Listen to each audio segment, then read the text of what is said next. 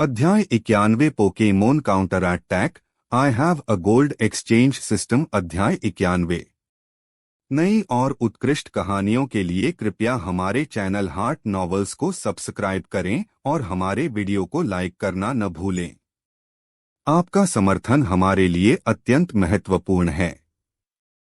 91 एक फलदायी फसल। अध्याय 91 एक भरपूर फसल। इस समय तक इन्फर्नपे की काफी ऊर्जा खर्च हो चुकी थी, इसलिए लूयू ने इन्फर्नपे को कुछ देर आराम करने के लिए कहा और फिर लड़ाई के लिए उपयुक्त प्रतिद्वंद्वियों की तलाश जारी रखने को कहा। इस बीच चारिज़ार्ड अपने प्रतिद्वंद्वी को पहले ही हरा चुका था और एक अन्य अल्टारिया को आमने सामने की लड़ाई के लिए चुनौती देने को उत्सुक था। दरअसल चारिज़ार्ड और अल्टारिया को एक दूसरे के खिलाफ कोई टाइप एडवांटेज या डिसएडवांटेज नहीं था। दोनों पक्षों ने अपनी वास्तविक क्षमताओं पर भरोसा करते हुए आमने सामने की लड़ाई लड़ी।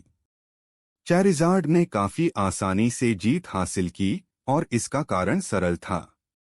हालांकि चारिज़ार्ड एक ड्रैगन नहीं है, पोकेमोन ने ड्रैगन प्रकार की कई चालें सीखी हैं। Dragon breath, dragon claw, dragon tail, dragon pulse और साथ ही ड्रैगन डांस और ड्रैगन रश, कुल मिलाकर 6 ड्रैगन प्रकार की चालें। हालांकि अल्टारिया ड्रैगन होने के बावजूद पोकेमोन को केवल 3 या 4 ड्रैगन प्रकार की चालें ही पता थीं और उन्हें ड्रैगन रश या ड्रेको मेटियोर जैसी अंतिम चालें भी नहीं पता थीं, जो कि काफी दुर्भाग्यपूर्ण था। ड्रैगन प्रकार के मूव्स ड्रैगन को भारी नुकसान पहुंचाते हैं। पोकेमोन के साथ उत्कृष्ट परिणाम मिले, यही कारण है कि चारिज़ार्ड अल्टारिया को पूरी तरह से हराने में सक्षम था। चारिज़ार्ड को हवा में चक्कर लगाते हुए एक चकाचौंध भरी रोशनी उत्सर्जित करते हुए देखा गया और उसकी आभा तुरंत तीव्र हो गई। यह चारिज़ार्ड द्वारा ड्रैगन डांस मूव का उपयोग था, जिससे उसके आक्रमण और गति में वृद्धि हुई। अगले ही पल चारिज़ार्ड ने अल्टारिया को पकड़ लिया और ड्रैगन टेल से हमला किया, जिससे अल्टारिया सीधे नीचे गिर गया। अल्टारिया इस झटके से अचंभित रह गई थी। तभी चारिज़ार्ड ने फिर से नीचे झपट्टा मारा, अल्टारिया को पकड़ लिया और सिस्मिक टॉस मूव का इस्तेमाल करते हुए अल्टारिया को आसमान से सीधे नीचे जोरदार धमाके के साथ पटक दिया, जिससे जमीन से धूल उड़ने लगी। चारिज़ार्ड को भी अपनी लड़ाई आसानी से खत्म करते देख लूयू मुड़ा और चला गया। अल्टारिया के मुकाबले चारिज़ार्ड को बहुत बड़ा फायदा था, इसलिए उसे इसकी चिंता करने की जरूरत नहीं थी। उसने लड़ाई के लिए बेताब चारिज़ार्ड को खुलकर खेलने दिया, जबकि वह खुद लड़ाई जारी रखता रहा। लूयू बैगन को अपनी बाहों में लेकर प्यूपिटार के पास लौट आया। अब उसका अधिकांश ध्यान प्यूपिटार पर था, क्योंकि थोड़े से और प्रयास से प्यूपिटार टायरानाइटर में विकसित हो सकता था। ड्रैगन द्वीप पर मौजूद पोकेमॉन अविश्वसनीय रूप से शक्तिशाली हैं, जिनमें सभी स्तरों के पोकेमॉन शामिल हैं, जो इसे लड़ाई और स्तर बढ़ाने के लिए सबसे अच्छी जगह बनाते हैं। इसलिए ड्रैगन द्वीप छोड़ने से पहले उसे अपने प्यूपिटार को सफलतापूर्वक विकसित करने के लिए इस अवसर का लाभ उठाना ही था। अब प्यूपिटर की अपनी एक अभ्यासित युद्ध शैली भी थी और वह अल्टारिया को आसानी से हरा सकता था। इसलिए लूयू के लौटने के बाद उसने प्यूपिटर को कोई आदेश नहीं दिया, बस उसे स्वतंत्र रूप से खेलते रहने दिया। सुबह पलक झपकते ही बीत गई और तीनों पोकेमोन काफी थक चुके थे। आखिरकार ड्रैगन पोकेमोन अविश्वसनीय रूप से शक्तिशाली होते हैं और उनसे लड़ना काफी कठिन था, लेकिन इसके परिणाम भी बहुत बड़े थे। प्यूपिटर और चारिज़ार्ड दोनों का लेवल एक बार बढ़ा। प्यूपिटर और चारिज़ार्ड दोनों अब लेवल 52 पर थे, लेकिन चारिज़ार्ड ने काफी अनुभव अर्जित कर लिया था और वह लेवल 53 तक पहुंचने के करीब था। इन्फर्नैप ने सुबह सिर्फ 3 बार मुकाबला किया, लेकिन एलीट 4 स्तर के 3 खिलाड़ियों को हरा दिया।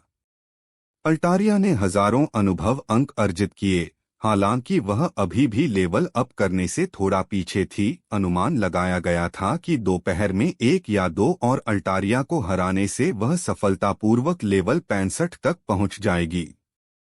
जब दोपहर के भोजन का समय हुआ तो लूयू ने तीनों पोकेमोन को वापस बुलाया और उनके लिए कई ऊर्जा घन तैयार किए। बेशक पेटू बागोन को भुलाया नहीं गया था। लूयू ने बागोन के लिए ऊर्जा घनों से भरा एक पूरा बेसिन भी तैयार किया था। उस छोटे लड़के के लिए जो पूरी सुबह प्यूपिटर का हौसला बढ़ा रहा था, उसे पुरस्कृत करना ही था।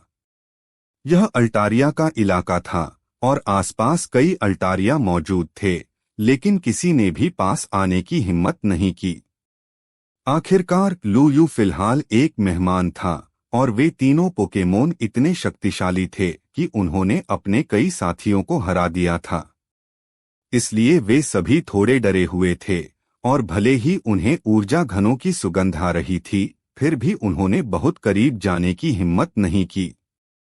लूयू ने स्वाभाविक रूप से इस स्थिति को देखा, इसलिए उसने सक्रिय रूप से अल्टारिया कबीले के नेता को ढूंढा और उसे उच्च श्रेणी के ऊर्जा घनों के 5 बक्से दिए, ऊर्जा घनों के कार्यों और पोषण मूल्य के बारे में विस्तार से बताया और फिर उनसे अन्य अल्टारिया में उन्हें वितरित करने में मदद करने के लिए कहा।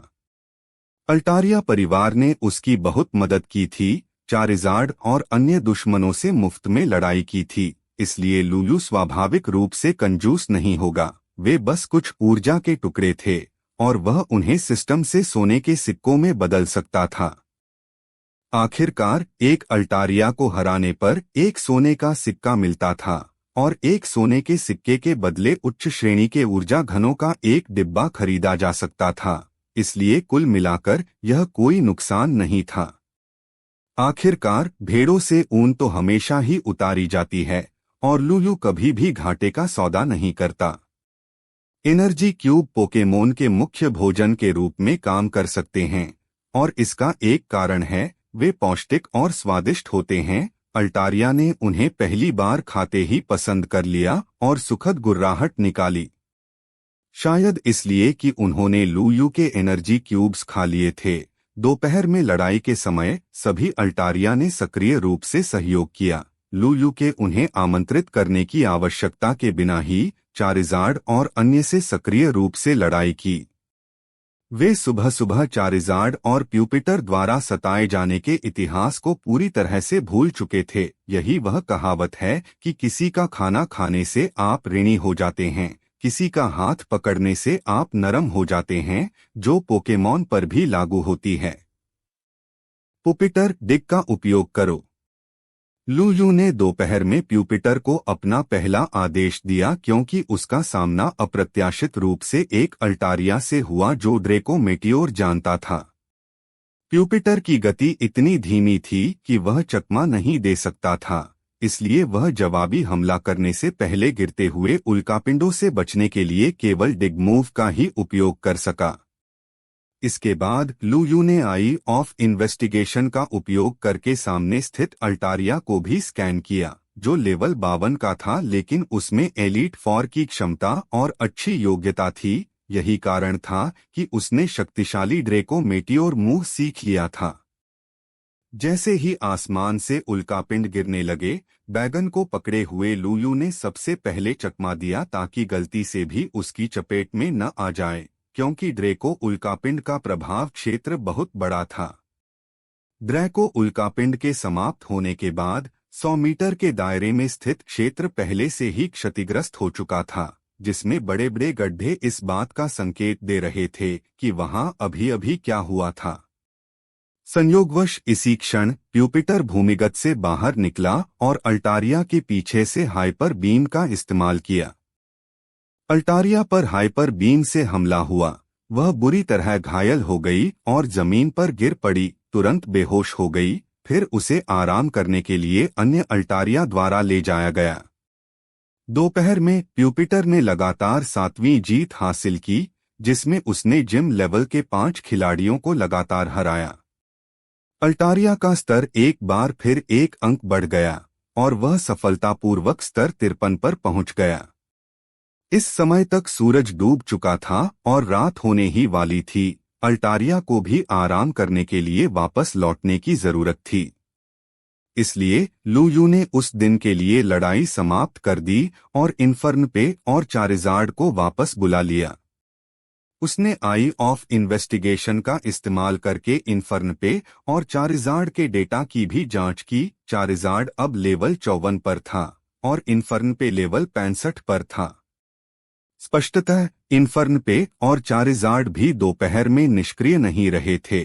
उन्होंने लगातार अल्टारिया से लड़कर इतने महत्वपूर्ण सुधार हासिल किए थे। इसके बाद लू यू पूरे जोश में एक बार फिर अल्टारिया कबीले के नेता को ढूंढने गया। ऊर्जा घनों के 5 बक्से छोड़े और फिर अपने 4 पोकेमोन के साथ शान से चला गया। हाँ, बैगन पूरे दिन उसके पीछे पीछे घूमता रहा। चूंकि सलामिन्स कबीले का मुखिया उसे लेने नहीं आ रहा था, इसलिए लूलू को बैगन को वापस भेजने में आलस आ रहा था और उसे अपने पास रखने से उनके रिश्ते को भी मजबूती मिल सकती थी। तो क्यों न ऐसा किया जाए। बैगन को पकड़े हुए लू यू अपने 3 पोकेमोन के साथ दादा ड्रैगनाइट की गुफा में लौट आया। दादा ड्रैगनाइट पहले से ही सो रहे थे और लू यू ने उन्हें परेशान नहीं किया।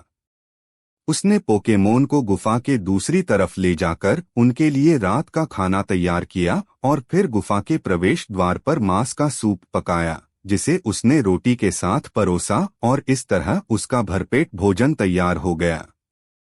आज का दिन बहुत फलदायी रहा।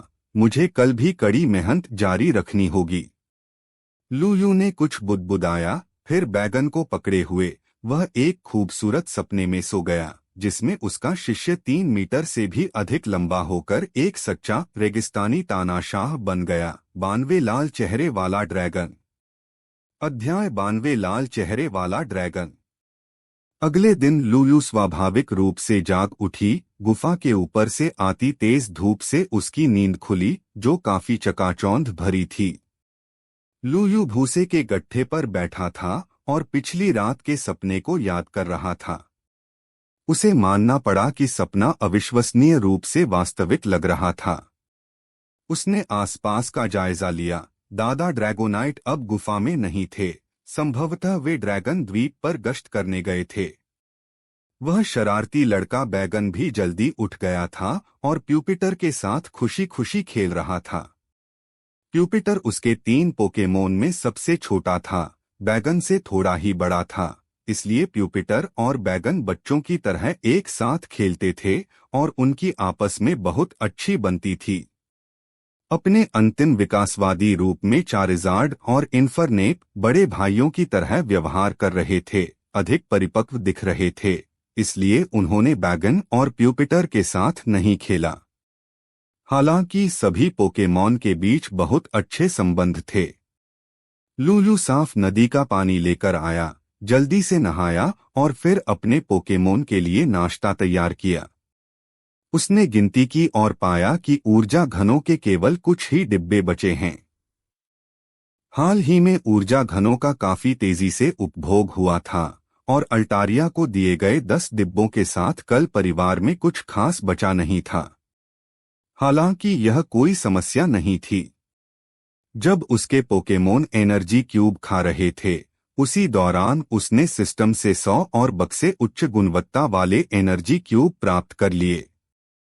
शुरू में उसके पास 81,900 से अधिक सोने के सिक्के थे, लेकिन 100 सोने के सिक्के घटाने के बाद अब उसके पास 81,800 से अधिक सोने के सिक्के बचे हैं। एक साथ इतने सारे ऊर्जा घनों का आदान प्रदान करने का मुख्य कारण यह था कि उसके पास एक उत्तम योजना थी। ड्रैगन द्वीप दुनिया से अलग थलग था और ड्रैगन द्वीप पर रहने वाले पोकेमोन ने कभी भी एनर्जी क्यूब का स्वाद नहीं चखा था, इसलिए वे स्वादिष्ट और पौष्टिक एनर्जी क्यूब की ओर आसानी से आकर्षित हो जाते थे। ऊर्जा घन भेंट करके वह ड्रैगन द्वीप पर मौजूद सभी पोकेमोन का विश्वास जीत सकता था।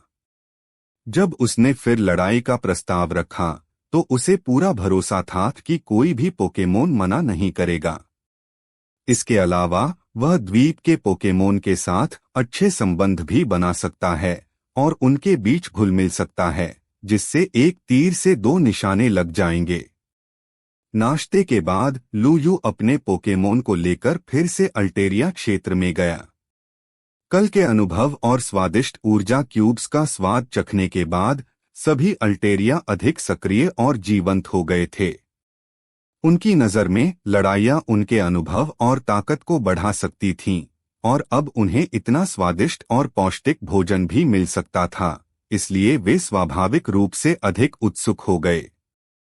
कल के युद्ध के अनुभव के आधार पर लुयू ने अपने तीनों पोकेमोन को खुद उपयुक्त प्रतिद्वंद्वी खोजने और फिर अपने कौशल को निखारने और अपनी युद्ध तकनीकों को बेहतर बनाने के लिए युद्ध करने का निर्देश दिया, यह कहते हुए कि विफलता भी मायने नहीं रखती। इसके बाद तीनों पोकेमोन अलग अलग हो गए, प्रत्येक अपने प्रतिद्वंद्वी की तलाश में, जबकि लुयू ने बैगन को पकड़े हुए पास में खेलने चला गया, कभी कभी लड़ाइयों को देखता रहा और प्यूपिटर को आदेश और संकेत देता रहा। हालांकि कल पूरे दिन के युद्ध अनुभव के साथ पुपितार ने अल्टारिया से लड़ने की कई तकनीकों में महारत हासिल कर ली थी, अल्टारिया की कमजोरियों को जानता था और उसके पास एक संपूर्ण युद्ध रणनीति थी, जिससे लड़ाई अधिक सुचारू रूप से आगे बढ़ी। अभी अभी प्यूपिटर ने लेवल 56 के अल्टारिया को भी हरा दिया था। यह ध्यान देने योग्य बात थी कि उस समय प्यूपिटार का स्तर केवल 53 था। अपने स्तर से ऊपर के प्रतिद्वंद्वी से लड़ना और उच्च स्तर की अल्टारिया को हराना वास्तव में उसकी चैंपियन क्षमता को दर्शाता है। उसकी युद्ध तकनीक, प्रतिक्रिया क्षमता, आक्रमण और गति सभी उत्कृष्ट थीं। दिन भर लुयू तीनों युद्ध क्षेत्रों के बीच घूमता रहा और अपने तीनों पोकेमोन की लड़ाइयों को देखता रहा। उसे अपनी युद्ध संबंधी समझ को भी सीखना और सुधारना था, जो भविष्य में पोकेमोन लड़ाइयों का नेतृत्व करने में बहुत मददगार साबित होगी। पूरा दिन भीषण लड़ाइयों में बीता।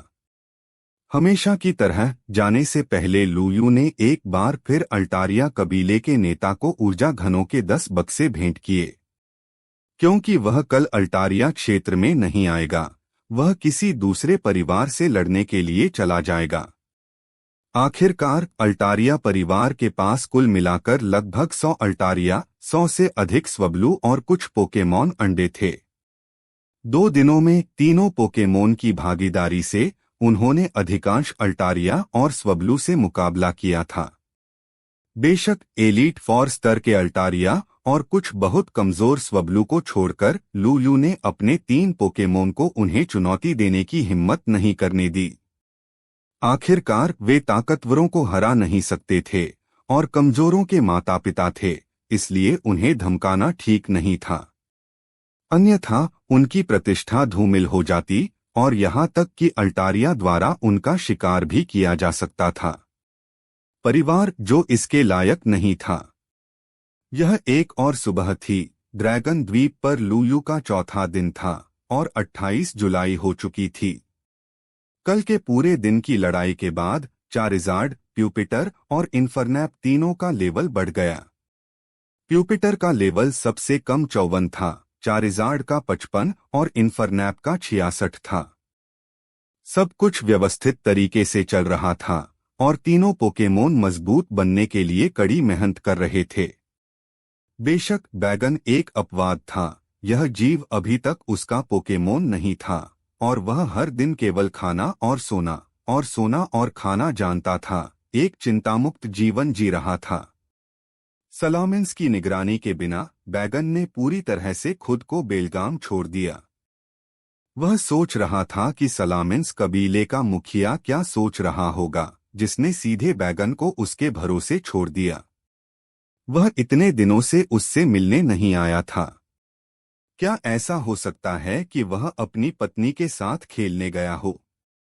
नाश्ते की समस्या हल करने के बाद लुयू बैगन को पकड़े हुए और अपने 3 पोकेमोन के साथ फिर से रवाना हो गया। आज उनका निशाना ड्रोडिगॉन था। परिवार शेंझो गठबंधन में ड्रोडिगॉन को वास्तव में ड्रैगन का अपमान कहा जाता था। परिवार जिसे नूडल खाने वाला ड्रैगन उपनाम दिया गया है। कारण सीधा सादा था। उनका कहना था कि ड्रोडिगन दिखने में बदसूरत था, उतना सुंदर नहीं था और वह एक शुद्ध ड्रैगन प्रकार का योद्धा था जिसकी क्षमताएं काफी हद तक बेकार थीं। सैलामिन्स, गारचॉम्प और ड्रैगनाइट जैसे ड्रैगन प्रकार के पोकेमॉन की तुलना में ड्रूडिगन हर मामले में हीन था, इसलिए उसे यह उपनाम दिया गया। हालांकि लू को लगा कि इसका मुख्य कारण यह था कि ड्रूडिगन बहुत कमजोर था, उसके पास सीमित मूव पूल था और वह उड़ नहीं सकता था, जो वास्तव में कुछ ज्यादा ही था। इसी वजह से ड्रूडिगन की युद्ध शक्ति थोड़ी कमजोर थी और उसे आसानी से हराया जा सकता था। यही कारण था कि लू ने अपना दूसरा लक्ष्य ड्रूडिगन पर बनाया।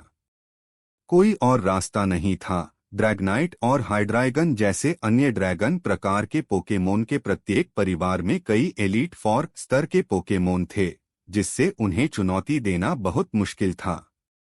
लू को अपने तीनों पोकेमोन की ताकत बढ़ने के बाद ही उन्हें चुनौती देनी पड़ी। ड्रूडिगॉन का इलाका ड्रैगन द्वीप के पश्चिमी हिस्से में था, जो कई प्राकृतिक गुफाओं और भूमिगत सुरंगों वाली एक घाटी थी, और यहीं पर ड्रूडिगॉन रहता भी था। जब वह घाटी के मुहाने पर पहुंचा, तो उसने पहाड़ पर कई ड्रूडिगन को खड़े देखा, जो देखने में एक दूसरे से लड़ रहे थे। लू को यह बहुत रोचक लगा, इसलिए वह कुछ देर तक स्थिर खड़ा रहा और देखता रहा, अपनी अन्वेषण दृष्टि से ड्रूडिगन के डेटा को स्कैन करता रहा। दूसरे शब्दों में कहें तो उनका स्तर काफी ऊंचा था, लगभग 40 या 50 के आसपास, और उनकी क्षमता जिम और क्वासी हेवनली किंग के बीच थी। लेकिन उनके व्यक्तिगत मूल्य अपेक्षाकृत कम थे, खासकर गति, और वे अपेक्षाकृत कम चालें जानते थे। कुल मिलाकर वे साधारण दिखते थे। उसी समय लड़ाकू ड्रूडिगन ने भी लू को देखा और उसे हैरानी से देखा। यह समझ नहीं पा रहा था कि वह उनके क्षेत्र में क्यों आया है। लो ड्रूडिगन। लू ने बैगन को गोद में लिए हुए ड्रूडिगॉन का सक्रिय रूप से अभिवादन किया, अपनी सद्भावना व्यक्त करने की कोशिश की, और उसकी बाहों में मौजूद बैगन ने भी अपनी छोटी छोटी भुजाएं हिलाईं। ड्रूडिगन। फिर एक ड्रूडिगन जो बहुत मजबूत दिखता था, बाकी सभी से बड़ा था, और जिसके चेहरे पर एक निशान था, एक गुफा से बाहर निकला और फिर नीचे कूद गया। अगले ही पल एक जोरदार धमाके की आवाज गूंजी, जिससे जमीन हिल गई, और ड्रूडिगन लू के सामने स्थिर रूप से उतरा, अपने पंजे लहराते हुए, मानो लू का अभिवादन कर रहा हो। लो ड्रूडिगन। प्रतिद्वंद्वी के दबंग प्रवेश और शक्तिशाली आभा ने तुरंत लू को चौंका दिया, जिसने अपने सामने मौजूद ड्रूडिगन का थोड़ी असहजता के साथ अभिवादन किया।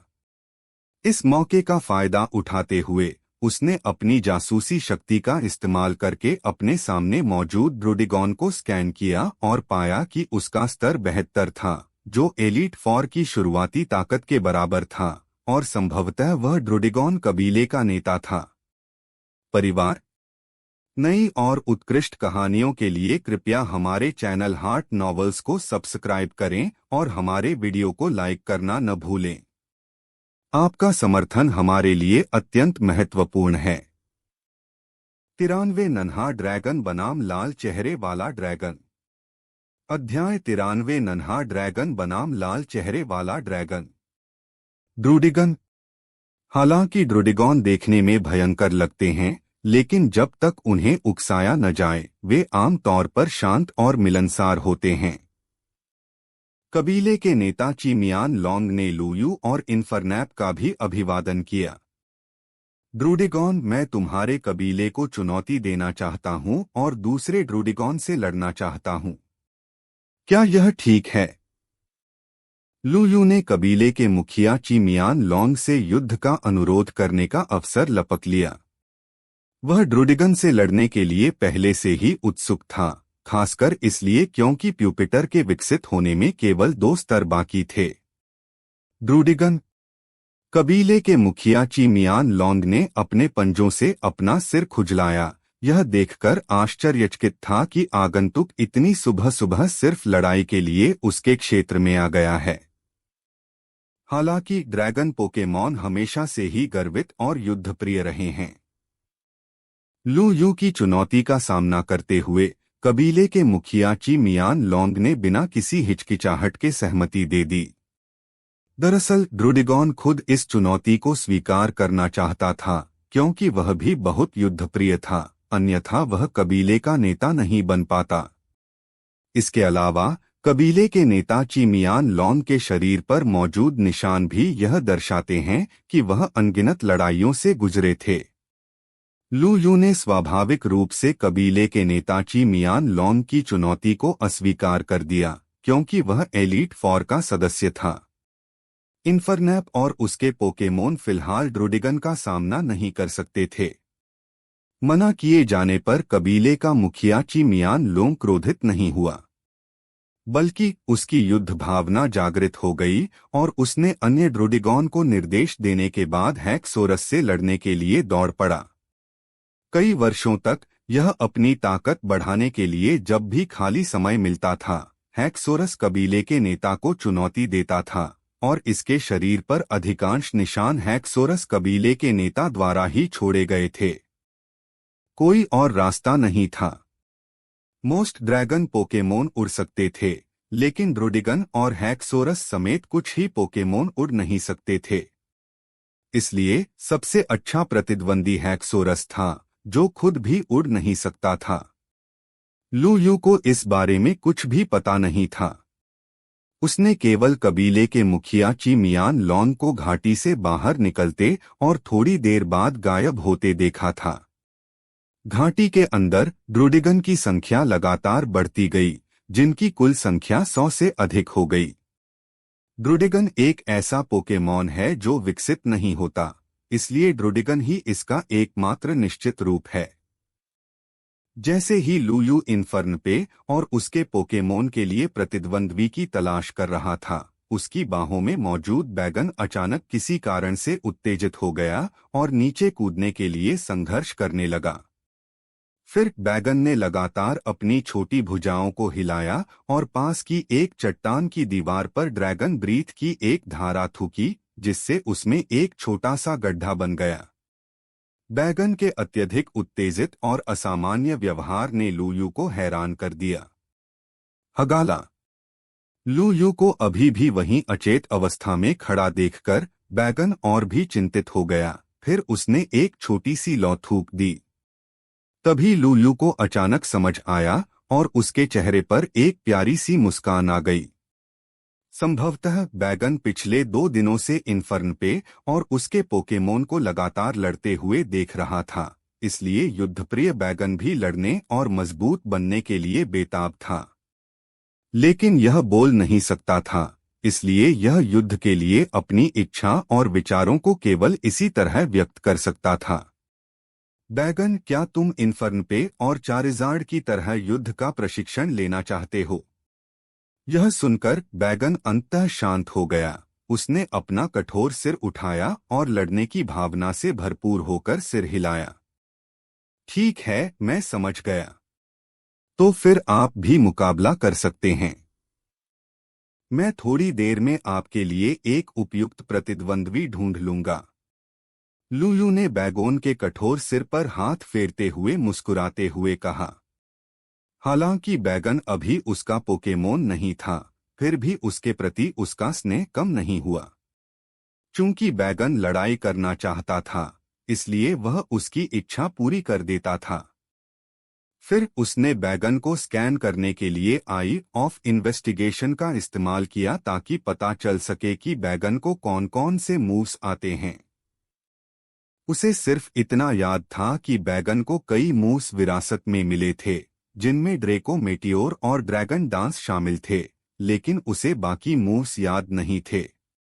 बैगन ड्रैगन स्तर AV 17 प्रारंभिक मध्यवर्ती क्षमता रॉक हेड व्यक्तिगत मान HP 31 आक्रमण 31 रक्षा 31 विशेष आक्रमण 31 विशेष रक्षा 31 गति 31 चाले घूरना अंगारा काटना ड्रैगन ब्रीथ सिर से टक्कर dragon dance twister dragon rush ड्रेको meteor विरासत में मिला। संभावित चैंपियन संग्रहित वस्तु कोई नहीं। बैगन का वर्तमान स्तर केवल 17 था, जो कि बहुत अधिक नहीं था, इसलिए उसने बहुत से दाव नहीं सीखे थे। हालांकि सौभाग्य से उसे 4 शक्तिशाली दाव विरासत में मिले थे। इसके बाद लुयू ने बागोन के लिए एक उपयुक्त प्रतिद्वंद्वी का चयन करना शुरू किया, लेकिन जब ड्रोडिगन ने देखा कि उसका प्रतिद्वंद्वी बागोन है, तो उसने तुरंत युद्ध में रुचि खो दी।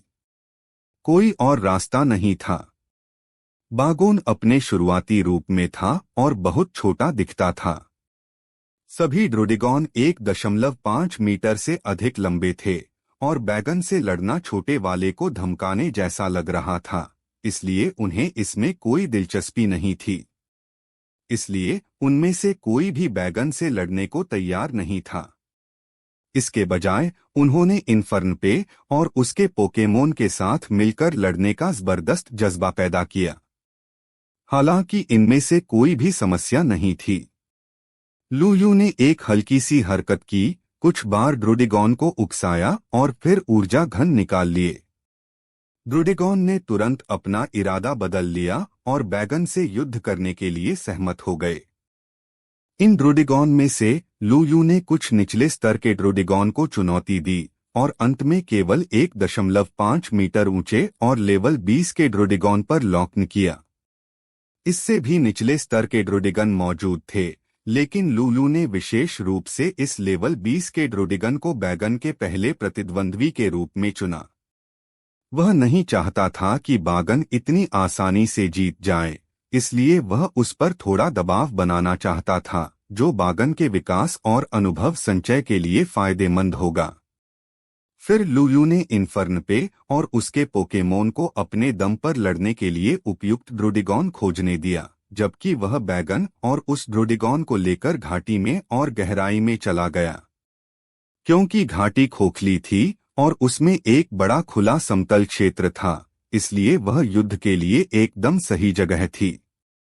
अंदर प्रवेश करने पर लुयू ने पाया कि अंदर कुछ ड्रोडिगन भी थे, लेकिन ये सभी ड्रोडिगन चट्टानी दीवारों पर टैकल का उपयोग कर रहे थे, जाहिर तौर पर इस तरह से अपनी ताकत और रक्षा का प्रशिक्षण ले रहे थे। लुयू ने चारों ओर देखा और पाया कि घाटी के दोनों किनारों पर बड़े बड़े धंसे हुए गड्ढे थे, जो स्पष्ट रूप से दर्शाते थे कि यह ड्रोडिगन का लंबे समय से चला आ रहा गतिविधि और प्रशिक्षण स्थल था। जैसे ही लुयू और सभी ड्रोडिगन अंदर आए, वे कुछ ड्रोडिगन भी प्रशिक्षण रोककर घाटी के एक किनारे से युद्ध देखने लगे। फिर बैगन और लेवल 20 का ड्रोडिगन एक दूसरे के सामने खड़े हो गए, जबकि इन्फर्न पे और उसके पोकेमोन घाटी में और गहराई में लड़ाई के लिए चले गए। ड्रोडिगन, तुम पहले जाओ। बैगन और ड्रोडिगन दोनों तैयार थे और लुयू ने जोर से कहा। ड्रोडिगन ने जरा भी समय बर्बाद नहीं किया, सिर हिलाया और फिर बैगन की ओर दौड़ पड़ा। उसकी पूंछ पन्ना हरे रंग से चमक रही थी। ऐसा लग रहा था मानो वह बैगन के विरुद्ध ड्रैगन टेल का प्रयोग करना चाहता हो। उस समय बैगन का जन्म कुछ ही समय पहले हुआ था और वह हमेशा अपने माता पिता की देखरेख में रहा था। यह शायद उसकी जिंदगी की पहली लड़ाई थी और उसका सामना एक विशाल ड्रोडिगॉन से हो रहा था, इसलिए वह थोड़ा डरा हुआ था।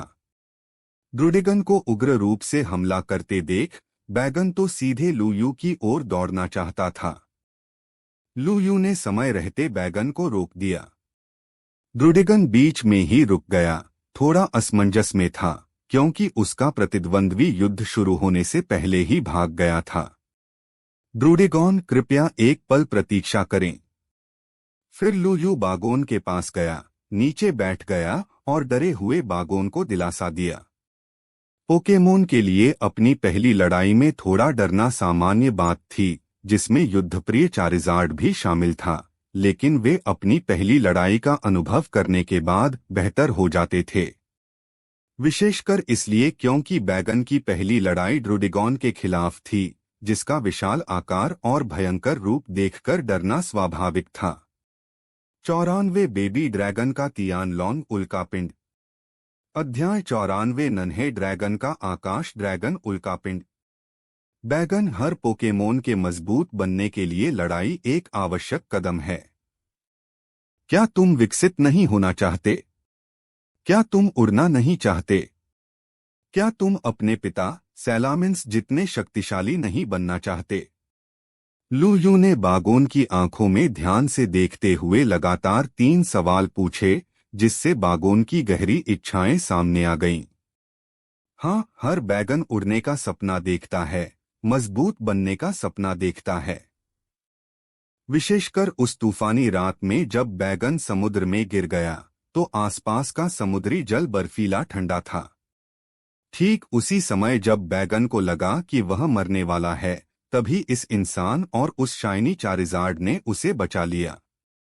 तब से उसे लूलू से लगाव हो गया, इसीलिए उसने अपने पिता से उसे लूलू के पास भेजने की विनती की। साथ ही यह उड़ने और अधिक शक्तिशाली बनने का सपना भी देखता था। इस तरह यह बोझ नहीं बनेगा और चारिज़ार्ड की तरह लूलू को अपने साथ ले जा सकेगा। यह सोचते ही बैगन की आंखें दृढ़ हो गईं और उसने अपना लक्ष्य स्पष्ट कर लिया। यह लड़ना चाहता है, यह विकसित होना चाहता है, यह और मजबूत बनना चाहता है। इसलिए लू यू की निगाहों और उम्मीदों के बीच बैगन ने सिर हिलाया, अपना सिर ऊंचा किया और ड्रूडिगन की ओर चल पड़ा, और युद्ध जारी रहा। लू यू मुस्कुराते हुए खड़ा हो गया। बागोन का मार्गदर्शन करना वाकई आसान नहीं था, लेकिन सौभाग्य से उसे पहले से ही पता था कि बागोन का सपना उड़ना है, जिससे उसे बागोन के भीतर लड़ने की भावना को जगाने में मदद मिली। ड्रूडिगॉन, आपकी कड़ी मेहनत के लिए धन्यवाद। लड़ाई जारी रहे। ड्रूडिगन। ड्रूडिगन दहाड़ा। उसकी पूंछ फिर से पन्ना हरे रंग की तरह चमक उठी और वह बैगन की ओर दौड़ा। बैगन, ड्रूडिगन पर ट्विस्टर का प्रयोग करो। लू यू ने बैगन को आदेश दिया, जिससे घबराया हुआ पोकेमॉन शांत हो गया। इसके तुरंत बाद बैगन ने एक छोटा बवंडर उत्पन्न किया। बवंडर तेजी से आगे बढ़ा, जिससे आसपास की धूल उड़ने लगी और ड्रूडिगन समय पर बचने में असमर्थ होने के कारण बवंडर की चपेट में आ गया। बवंडर के कारण ड्रूडिगन का संतुलन बिगड़ गया और अंततः वह बाहर फेंक दिया गया, चट्टान की दीवार से टकराया, जिससे उसमें एक गड्ढा बन गया और वह जमीन पर गिर गया। ड्रूडिगन को मामूली चोटें आईं, लेकिन वह जल्दी ही अपने पैरों पर खड़ा हो गया।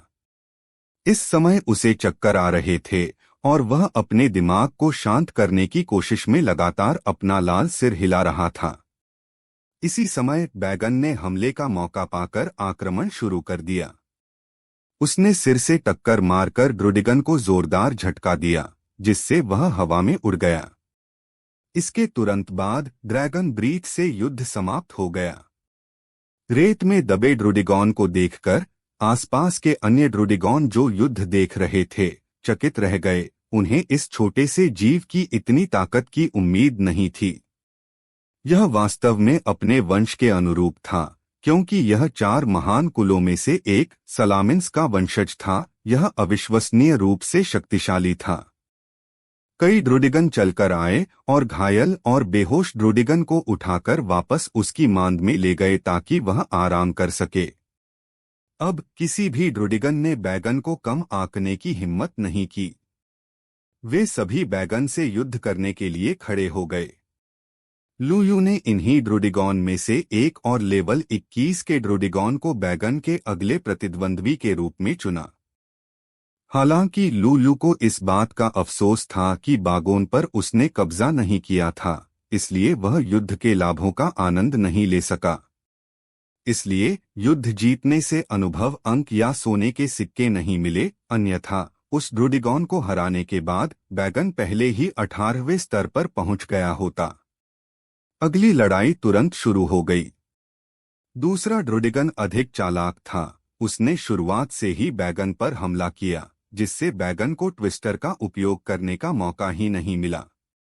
अगले ही क्षण ड्रूडिगन के नुकीले पंजे स्टील जैसी चमक के साथ जगमगा उठे और वह बैगन की ओर झपटा।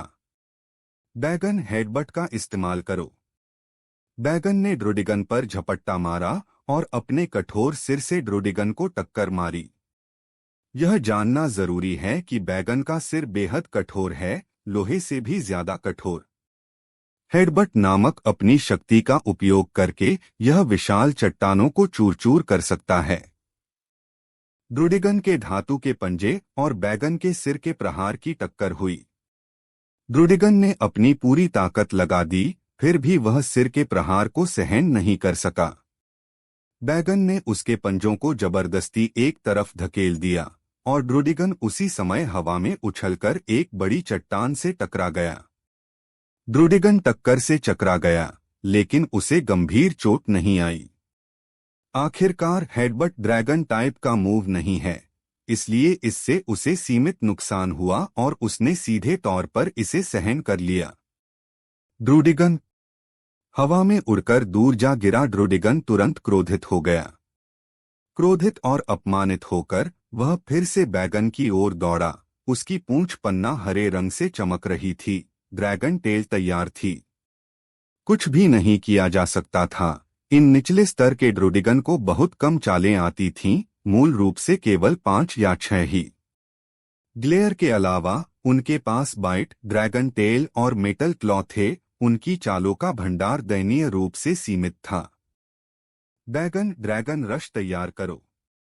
लू यू के होठों पर मुस्कान आ गई। वह बैगन के ड्रैगन रश की शक्ति को देखने के लिए तैयार थी। अगले ही क्षण बैगन के शरीर से एक नीली आभा निकली। जैसे ही वह ड्रूडिगन की ओर बढ़ा, वह नीली आभा पल भर में एक दहाड़ते हुए विशालकाय ड्रैगन में बदल गई। एक नौसिखिए ड्रूडिगन ने ऐसा भयानक हमला पहले कभी नहीं देखा था। वह उस आभा से स्तब्ध रह गया। उसकी पूंछ पर चमक धीरे धीरे फीकी पड़ गई और वह वहीं जड़वत खड़ा रह गया, मानो खो गया हो। ड्रूडिगन के माथे से ठंडा पसीना बह रहा था। वह स्थिर खड़ा था, मानो किसी रहस्यमयी शक्ति द्वारा जम गया हो। गर्जन बैगन नीले बैंगनी रंग के विशालकाय ड्रैगन के साथ ड्रूडिगन की ओर अग्रसर हुआ। एक जोरदार दहाड़ के साथ जमीन से एक शक्तिशाली झटका उठा, जिससे तुरंत ही रेत और धूल उड़ने लगी। लू यू और ड्रूडिगन दोनों घाटी के केंद्र की ओर देख रहे थे।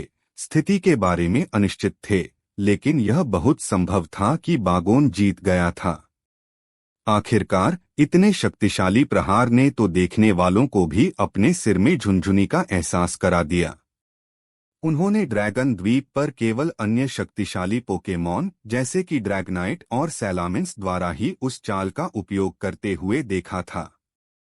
यह चाल तो उनके कबीले के मुखिया को भी नहीं पता थी और उन्हें इस नन्हे बागोन से इसके बारे में जानने की उम्मीद भी नहीं थी। यह सचमुच आश्चर्यजनक था। धूल छंटने के बाद घाटी के केंद्र में लगभग 2 मीटर व्यास का एक उथला गड्ढा दिखाई दिया। बैगन गड्ढे से बाहर निकल आया, जबकि ड्रूडिगन पहले ही बड़े गड्ढे के अंदर बेहोश हो चुका था। फिलहाल बैगन का स्तर इतना ऊंचा नहीं है, अन्यथा ड्रैगन रश पूरी घाटी को नष्ट कर सकता था। बैगन शाबाश। लू यू ने बागोन को सहलाते हुए उसकी प्रशंसा की। बैगन का जन्म कुछ ही समय पहले हुआ था और अपने दूसरे ही युद्ध में उसने इतने कुशल दांवपेच दिखाते हुए अपने से कई स्तर ऊंचे ड्रूडिगन को हरा दिया। यह वाकई असाधारण था। साथ ही इसने लू यू को इस बैगन के प्रति और भी अधिक आकर्षित कर दिया। वह इसे जितना अधिक देखता, उतना ही अधिक इसे पसंद करने लगा और इसे नीचे रखने में असमर्थ था। अगर वह बैगन को पकड़ लेता तो वह ड्रैगन द्वीप पर मौजूद अन्य ड्रैगन प्रजाति के पोकेमोन को छोड़ने के लिए भी तैयार था, बस एक को पकड़ने के लिए। वह बिल्कुल भी लालची नहीं था। एक और ड्रूडिगन को हराने के बाद बैगन और भी उत्साहित हो गया। वह खाने पीने का शौकीन होने के साथ साथ युद्ध का भी दीवाना था। बेहोश ड्रूडिगन को ले जाया गया और एक अन्य ड्रूडिगन आगे आया। यह ड्रूडिगन लगभग 1.7 मीटर लंबा था, स्तर 24 पर, बैगन से 7 स्तर ऊपर। लेकिन लू यू ने इसे रोका नहीं, वह सहमत हो गया। केवल 7 स्तर ऊपर होने का मतलब सिर्फ 1 या 2 और चालें थीं, और यह अभी तक बागोन की युद्ध क्षमता की सीमा नहीं थी। युद्ध की शुरुआत में लुयू ने बैगन को ड्रेको मेटियोर का उपयोग करने का आदेश दिया। बैगन का ड्रैगन रश पहले से ही इतना शक्तिशाली था और ड्रेको मेटियोर तो ड्रैगन रश से भी कहीं अधिक शक्तिशाली चाल थी। लुयू बैगन को ड्रेको मेटियोर का इस्तेमाल करते देखने के लिए पहले से ही बेताब था। बैगन ने अपना मुंह चौड़ा खोला, ड्रैगन प्रकार की ऊर्जा का एक बड़ा गोला संघनित किया और फिर उसे आकाश में फेंक दिया। अगले ही क्षण ऊर्जा का गोला आकाश में फट गया और मानव सिर के आकार के अनगिनत उल्कापिंडों में परिवर्तित हो गया, जो अपार शक्ति के साथ तेजी से जमीन की ओर गिरने लगे। नई और उत्कृष्ट कहानियों के लिए कृपया हमारे चैनल हार्ट नॉवेल्स को सब्सक्राइब करें और हमारे वीडियो को लाइक करना न भूलें। आपका समर्थन हमारे लिए अत्यंत महत्वपूर्ण है। 95 शकीला अपनी शक्ति का प्रदर्शन करती है। अध्याय 95 शकीला की शक्ति। आकाश से गिरते उल्कापिंडों को देखकर ड्रुडिगन चौंक गया और उसने तुरंत अपनी कार्रवाई रोक दी और हमला जारी रखने का साहस नहीं किया। इसके बजाय वह उल्कापिंडों से बचने के लिए बेतहाशा भागने लगा। हालांकि गति ड्रुडिगन की कमजोरी थी। उल्कापिंड अत्यंत तेजी से नीचे गिरे और एक विस्तृत क्षेत्र को ढक लिया। ड्रुडिगन के लगातार भागने और बचने के बावजूद वह बच नहीं सका और एक उल्कापिंड की चपेट में आ गया। फिर चोट लगने के बाद उसकी गति धीमी हो गई और एक के बाद एक उल्कापिंड उससे टकराते रहे। ड्रुडिगन के पास बचने का समय नहीं था और वह केवल मेटल क्लॉ और स्लैश का उपयोग करके उल्कापिंडों को जबरदस्ती सहन करने के लिए मजबूर था। अंततः यह उल्कापिंडों के बीच दब गया, लेकिन सौभाग्य से ड्रुडिगन के अथक प्रतिरोध के कारण यह गिरते हुए उल्कापिंडों की इस लहर का सामना कर सका। लेकिन अच्छे दिन ज्यादा दिन नहीं टिके। ड्रुडिगन हाँफ रहा था, उसके पंजे घावों और खून के धब्बों से ढके हुए थे। इससे पहले कि वह आराम कर पाता, बैगन ने ड्रैगन ब्रीथ उगल दी। ड्रुडिगन की घबराई हुई आंखों में ड्रैगन ब्रीथ का प्रहार हुआ था। यह चाल बेहद कारगर साबित हुई और इसने पहले से ही घायल ड्रुडिगन को सीधे तौर पर हरा दिया। ड्रुडिगन जमीन पर गिर पड़ा और अपनी युद्ध क्षमता खो बैठा। बैगन ने उत्साह से अपने छोटे हाथ लहराए, वह पहले ही लगातार 3 मैच जीत चुका था। हालांकि बैगन अभी भी युवा था और ड्रैगन रश और ड्रेको मेटियोर जैसे अंतिम हमलों का लगातार उपयोग करने से बैगन की अधिकांश सहन शक्ति और ऊर्जा समाप्त हो गई थी। बैगन कुछ देर तक अपनी छोटी भुजाओं को हिलाता रहा, वह लगातार थका हुआ और चक्कर महसूस कर रहा था। फिर वह जमीन पर बैठ गया। लुयू को पता था कि बागोन थक गया है और उसने जल्दी से उसे उठा लिया। बैगन, तुम कमाल हो। वापस आकर थोड़ी देर आराम करो। लुयू ने बैगोन के कठोर सिर पर हाथ फेरा और धीरे से कहा। हगाला। बैगन ने सिर हिलाया और मना नहीं किया। वह वास्तव में बहुत थका हुआ था, इसलिए वह आराम करने के लिए लुयू की बाहों में लेट गया। तभी अपनी युद्ध क्षमता खो चुके ड्रुडिगन को उसके साथियों द्वारा घसीटकर ले जाया गया और एक अन्य ड्रुडिगन आगे बढ़ा, जो बैगन को चुनौती देने के लिए तैयार था। बागोन से लगातार 3 बार पराजित होने के बाद ड्रुडिगन को गहरा अपमान महसूस हुआ। कुछ विचार विमर्श के बाद कई शक्तिशाली ड्रुडिगन ने बागोन को सबक सिखाने के लिए एक शक्तिशाली ड्रुडिगन को युद्ध में भेजने का फैसला किया। वे अपने प्रतिद्वंद्वी को अपने ड्रुडिगन क्षेत्र में अपनी शक्ति का प्रदर्शन जारी रखने नहीं दे सकते थे। यह वास्तव में ड्रुडिगन के लिए एक अपमान था। हालांकि बागोन को अब आराम करने की जरूरत थी, इसलिए लुयू ने स्थिति को समझाया और विनम्रतापूर्वक ड्रुडिगन के अनुरोध को अस्वीकार कर दिया। कोई और रास्ता नहीं था। ड्रुडिगन को केवल अपने गुस्से को दबाना था और इन्फर्न पे और अन्य लोगों को ढूंढकर अपना गुस्सा निकालने की तैयारी करनी थी। लुयू उन ड्रुडिगन का पीछा करते हुए घाटी में और अंदर तक नहीं गया। उसे अपने पोकेमोन पर भरोसा था। उसने बैगन को खाने के लिए कुछ एनर्जी क्यूब निकाले, जिससे बैगन को अपनी खर्च की गई शक्ति और ऊर्जा को जल्दी से पुनः प्राप्त करने में मदद मिल सके। बैगन के खाने के बाद वह उसे पकड़े रहा और घाटी में और अंदर चला गया, जहां जोरदार शोर सुनाई दे रहा था, जिससे संकेत मिलता था कि इन्फर्न पे और अन्य लोग ड्रोडिगन से लड़ रहे थे। जब लू यू बैगन के साथ पहुंचा, तब प्यूपिटर एक शक्तिशाली ड्रोडिगन से लड़ रहा था।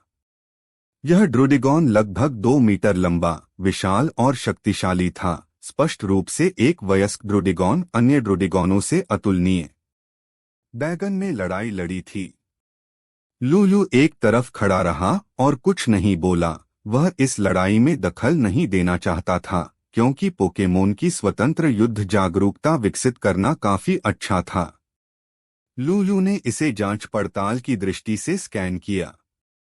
वह ड्रोडिगन लेवल 55 का था और उसने लगभग 20 मूव्स सीख लिए थे, लेकिन वे सभी काफी बेकार थे, जिनमें से अधिकांश डार्क टाइप और नॉर्मल टाइप मूव्स थे।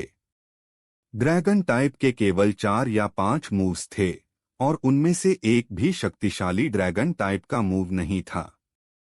इसमें कोई आश्चर्य नहीं कि ड्रोडिगन को इतने सारे लोग नापसंद करते थे। यह वास्तव में थोड़ा कमजोर था और इसके मूव पूल बहुत सीमित थे। रॉक टाइप और ग्राउंड टाइप प्यूपिटर को ड्रैगन टाइप ड्रोडिगन के खिलाफ कोई टाइप एडवांटेज या डिसएडवांटेज नहीं था। दोनों ही आमने सामने की लड़ाई के लिए विशुद्ध रूप से ताकत पर निर्भर थे। प्यूपिटर का सैंडस्टॉर्म ड्रोडिगॉन के खिलाफ बहुत प्रभावी था। इसने सीधे ड्रोडिगॉन की दृष्टि को बाधित कर दिया और खुद को सैंडस्टॉर्म के भीतर छिपा लिया, जिससे प्रतिद्वंद्वी अचंभित रह गया। हालांकि प्यूपिटर रेत के तूफान से अप्रभावित रहा और उसे स्पष्ट दृश्य दिखाई दे रहा था। इसकी हाइपर बीम सीधे रेत के तूफान को भेज सकती थी और ड्रोडिगन को सफलतापूर्वक निशाना बना सकती थी। प्यूपिटर से कई हाइपर बीम झेलने के बाद ड्रोडिगन भी संघर्ष कर रहा था, लेकिन ड्रैगन टाइप के पोकेमॉन कभी हार नहीं मानते। गंभीर रूप से घायल होने के बावजूद ड्रोडिगन अडिग रहा, फिर से खड़ा हो गया और रक्षात्मक मुद्रा अपना ली। यह देखकर जैसे ही प्यूपिटर हिलने डुलने में सक्षम हुआ, उसने तुरंत गीगा इम्पैक्ट का इस्तेमाल किया। अंततः ड्रोडिगन ने प्यूपिटर की आकृति देखी और बिना किसी झिझक के उसने अपनी पूरी ताकत का इस्तेमाल किया। उसका शरीर लाल रंग से चमक रहा था और उसने प्यूपिटर से सीधे टकराने और वार को सीधे झेलने का प्रयास किया। दो शक्तिशाली ताकतें आपस में टकरा गईं और दोनों पोकेमोन ताकत के मामले में प्रतिस्पर्धा करने लगे। ड्रोडिगन ने प्यूपिटर के खिलाफ मजबूती से अपना मोर्चा संभाले रखा और 1 इंच भी पीछे हटने से इनकार कर दिया। लेकिन कुछ ही सेकंड बाद ड्रोडिगन ने गलती से अपने घाव को और बढ़ा दिया। उसमें एक तीव्र दर्द की लहर दौड़ गई, जिससे उसकी कमजोरी का पता चला। उसकी शक्ति कम हो गई और प्यूपिटर ने ड्रोडिगॉन को इतनी दूर फेंक दिया कि वह चट्टान की दीवार से टकराकर दुर्घटनाग्रस्त हो गया।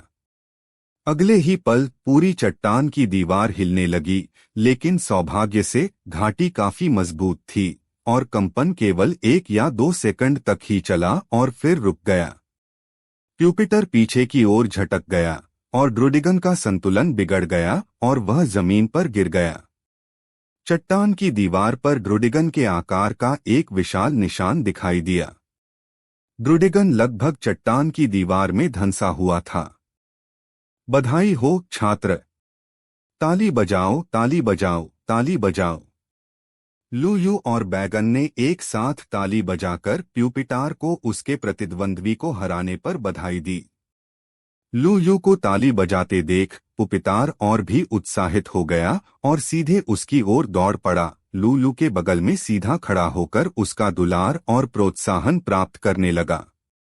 प्यूपिटर, अच्छा काम जारी रखो। प्यूपिटर के आंकड़ों को देखकर लू यू के मन में कई तरह की भावनाएं उमड़ रही थीं। प्यूपिटर लगभग लेवल 55 पर था, जिसका मतलब था कि वह विकसित होने ही वाला था।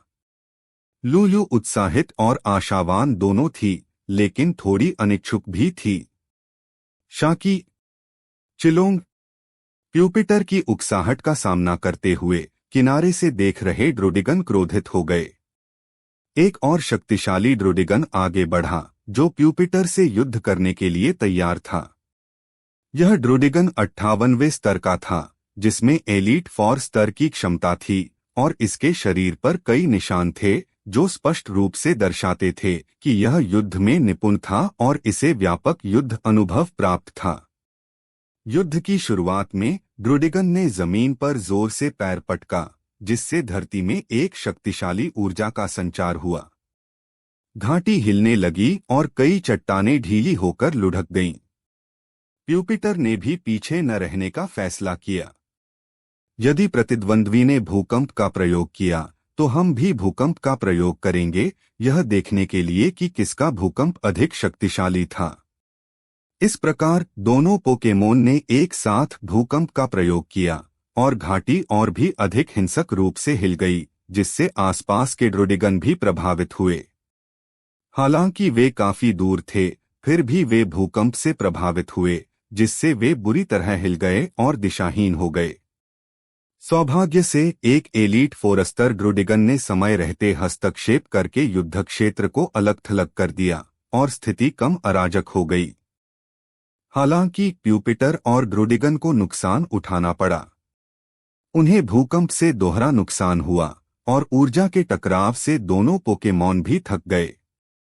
ड्रोडिगन के पास लंबी दूरी से हमला करने की कोई चाल नहीं थी, इसलिए वह केवल आमने सामने की लड़ाई का विकल्प चुन सकता था।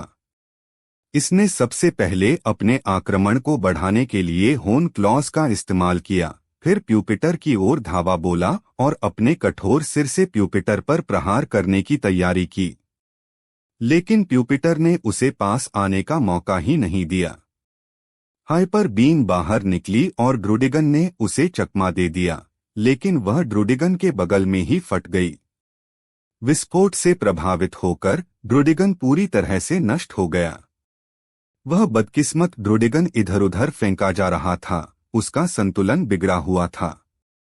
इससे पहले कि वह कोई प्रतिक्रिया कर पाता, उसने देखा कि एक धूसर नीली वस्तु बहुत ऊपर से गिर रही है और सीधे उसकी ओर आ रही है। यह प्यूपिटर द्वारा इस्तेमाल किया गया बॉडी स्लैम था। प्यूपिटर का वजन 200 किलोग्राम से अधिक था, इसलिए उसका बॉडी स्लैम अविश्वसनीय रूप से शक्तिशाली था। एक जोरदार धमाके के साथ जमीन में 1 मीटर से अधिक गहरा एक बड़ा गड्ढा बन गया। प्यूपिटर गड्ढे से बाहर कूद गया, लेकिन दुर्भाग्य से ड्रोडिगन बाहर नहीं निकल सका क्योंकि वह पहले ही बेहोश हो चुका था। 96 जिम के शीर्ष स्तर के रेडफेस्ट ड्रैगन से लड़ना। अध्याय 96 जिम में शीर्ष स्तर के लाल चेहरे वाले ड्रैगन से मुकाबला। प्यूपिटर ने ड्रोडिगॉन को हराया और 8421 अनुभव अंक और 1 सोने का सिक्का प्राप्त किया।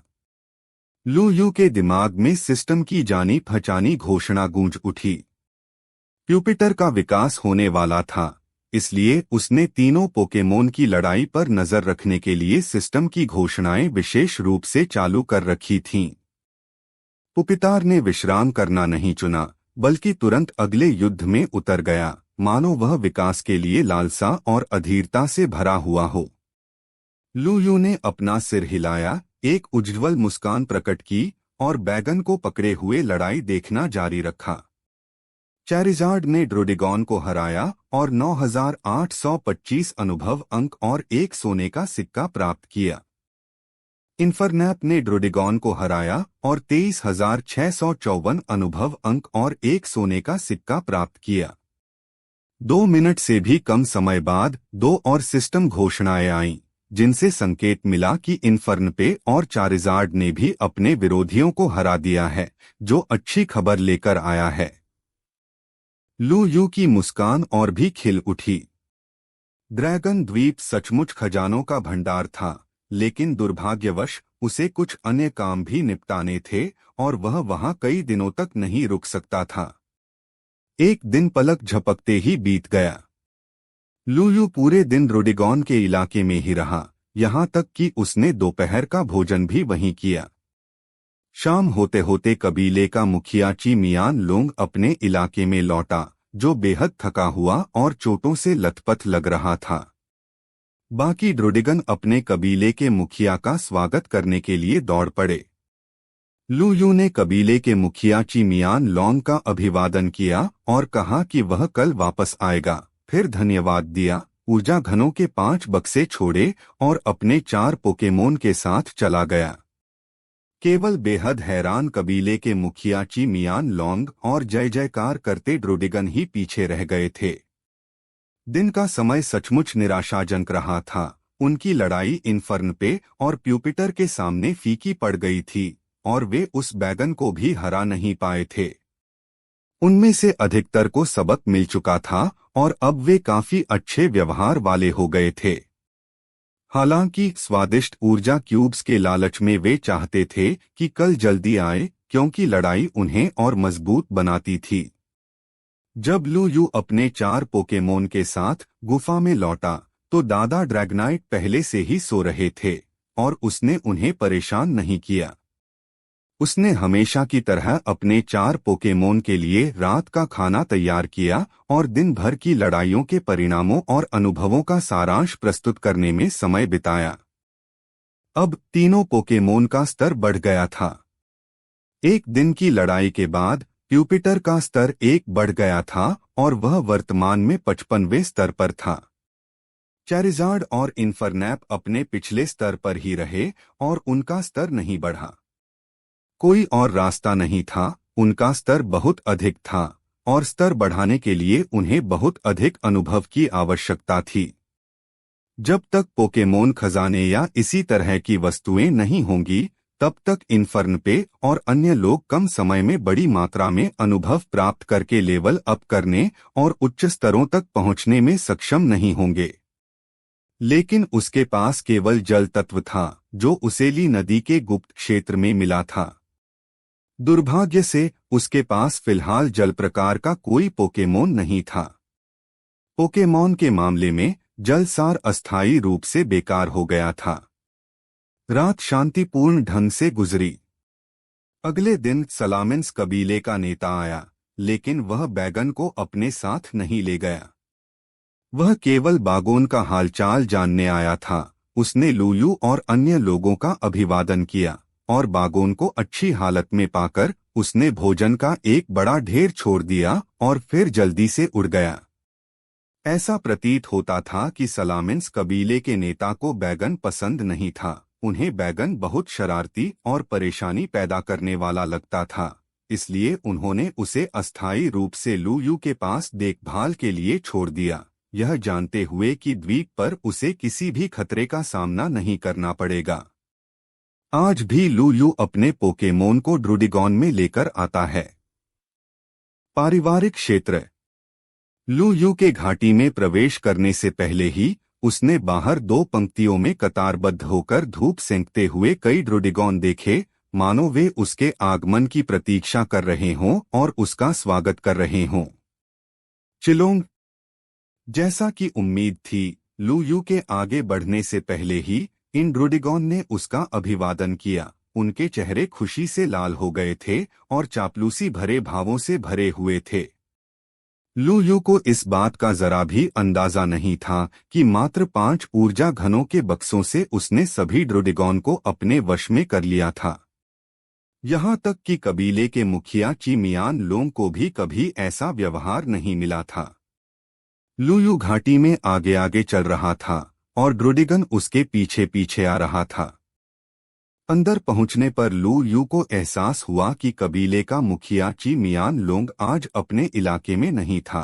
ऐसा लग रहा था कि वह जल्दी ही बाहर चला गया था। बैगन, जाओ वहां खेलो।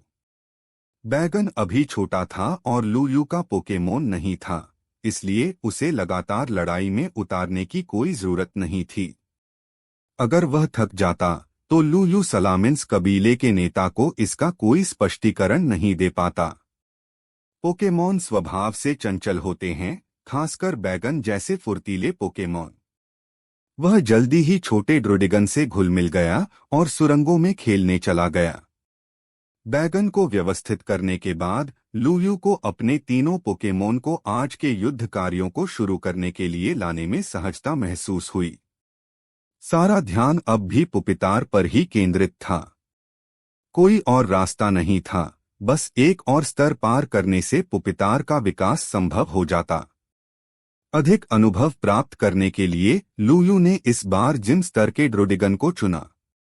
यह ड्रोडिगन असाधारण रूप से शक्तिशाली था, लगभग 2 मीटर लंबा था और इसकी ताकत सैकड़ों ड्रोडिगन में शीर्ष पर थी। पुपिटर सैंडस्टॉर्म का प्रयोग करो। यह प्रतिद्वंद्वी असाधारण रूप से शक्तिशाली था, इसलिए लुयू ने उसे पहले हमला करने नहीं दिया बल्कि प्यूपिटर को सीधे आक्रमण शुरू करने का विकल्प चुना। घाटी में एक रेतीला तूफान उठ रहा था जिसमें रेत और पत्थर उड़ रहे थे, जिसने पुपितार और ड्रोडिगॉन दोनों को घेर लिया, जिससे ड्रोडिगॉन की दृष्टि धुंधली हो गई। रेत के तूफान से जिसकी दृष्टि धुंधली और बाधित हो गई थी, ड्रोडिगॉन अत्यंत क्रोधित हो गया, दहाड़ने लगा और लगातार अपने आसपास के वातावरण पर हमला करता रहा, उस घृणित रेत के तूफान को नष्ट करने का प्रयास करता रहा। पुपिटर हाइपर बीम। प्यूपिटर की हाइपर बीम ने रेत के तूफान को भेदते हुए ड्रोडिगॉन पर प्रहार किया। रेत के तूफान और हाइपर बीम के दोहरे प्रहार से घायल ड्रोडिगॉन एक विस्फोट में समा गया।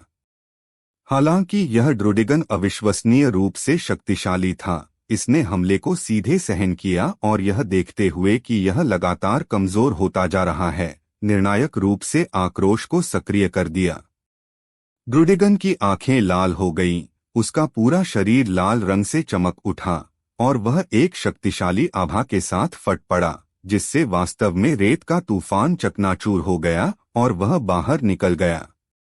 आउटरेज का इस्तेमाल करने वाला ड्रोडिगन भी भ्रमित अवस्था में आ गया और उग्रता से प्यूपिटर की ओर दौड़ पड़ा।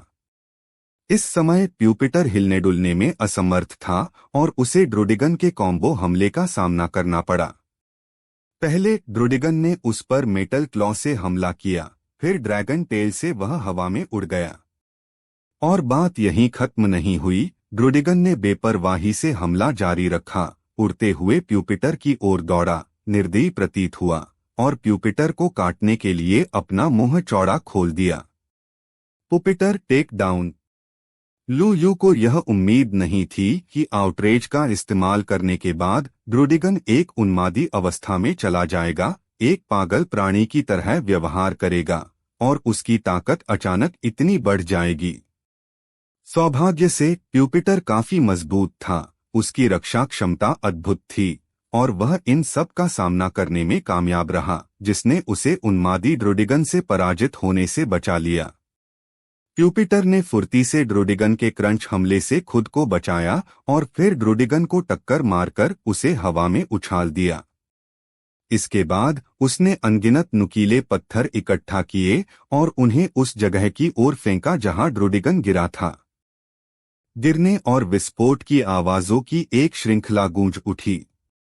लगभग आधे मिनट बाद धूल के ढेर से एक घायल ड्रोडिगन प्रकट हुआ। लुयू को यह उम्मीद नहीं थी कि इससे भी ड्रोडिगन पराजित नहीं होगा, बल्कि इससे ड्रोडिगन को अपनी चेतना वापस पाने में मदद मिली।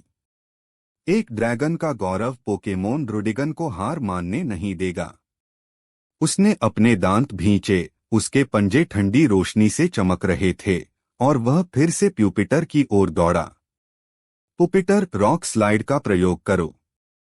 प्यूपिटर ने रॉक टाइप ऊर्जा का उपयोग करके कई विशाल पत्थरों को उत्पन्न किया, फिर उन्हें हमलावर ड्रोडिगन की ओर फेंक दिया। बड़े बड़े पत्थरों के आने पर भी ड्रोडिगन ने अपना आगे बढ़ना नहीं रोका, केवल उसके दोनों पंजे ठंडी चमक से ढके हुए थे। ड्रोडिगन लगातार अपने नुकीले पंजों से वार करता रहा और एक के बाद एक कई बड़े पत्थरों को तोड़ता चला गया। उसकी ताकत बुरी तरह कम हो गई और वह हांफने लगा, क्योंकि अब वह और प्रतिरोध नहीं कर पा रहा था। बड़े पत्थरों से टकराकर वह अपने ही रास्ते में गिर पड़ा। नई और उत्कृष्ट कहानियों के लिए कृपया हमारे चैनल हार्ट नॉवेल्स को सब्सक्राइब करें और हमारे वीडियो को लाइक करना न भूलें। आपका समर्थन हमारे लिए अत्यंत महत्वपूर्ण है। 97 रेगिस्तानी अत्याचारी बंगीला। अध्याय 97 रेगिस्तानी अत्याचारी बंगीला। प्यूपिटर ने ड्रोडिगॉन को हराया और 12,564 अनुभव अंक और एक सोने का सिक्का प्राप्त किया।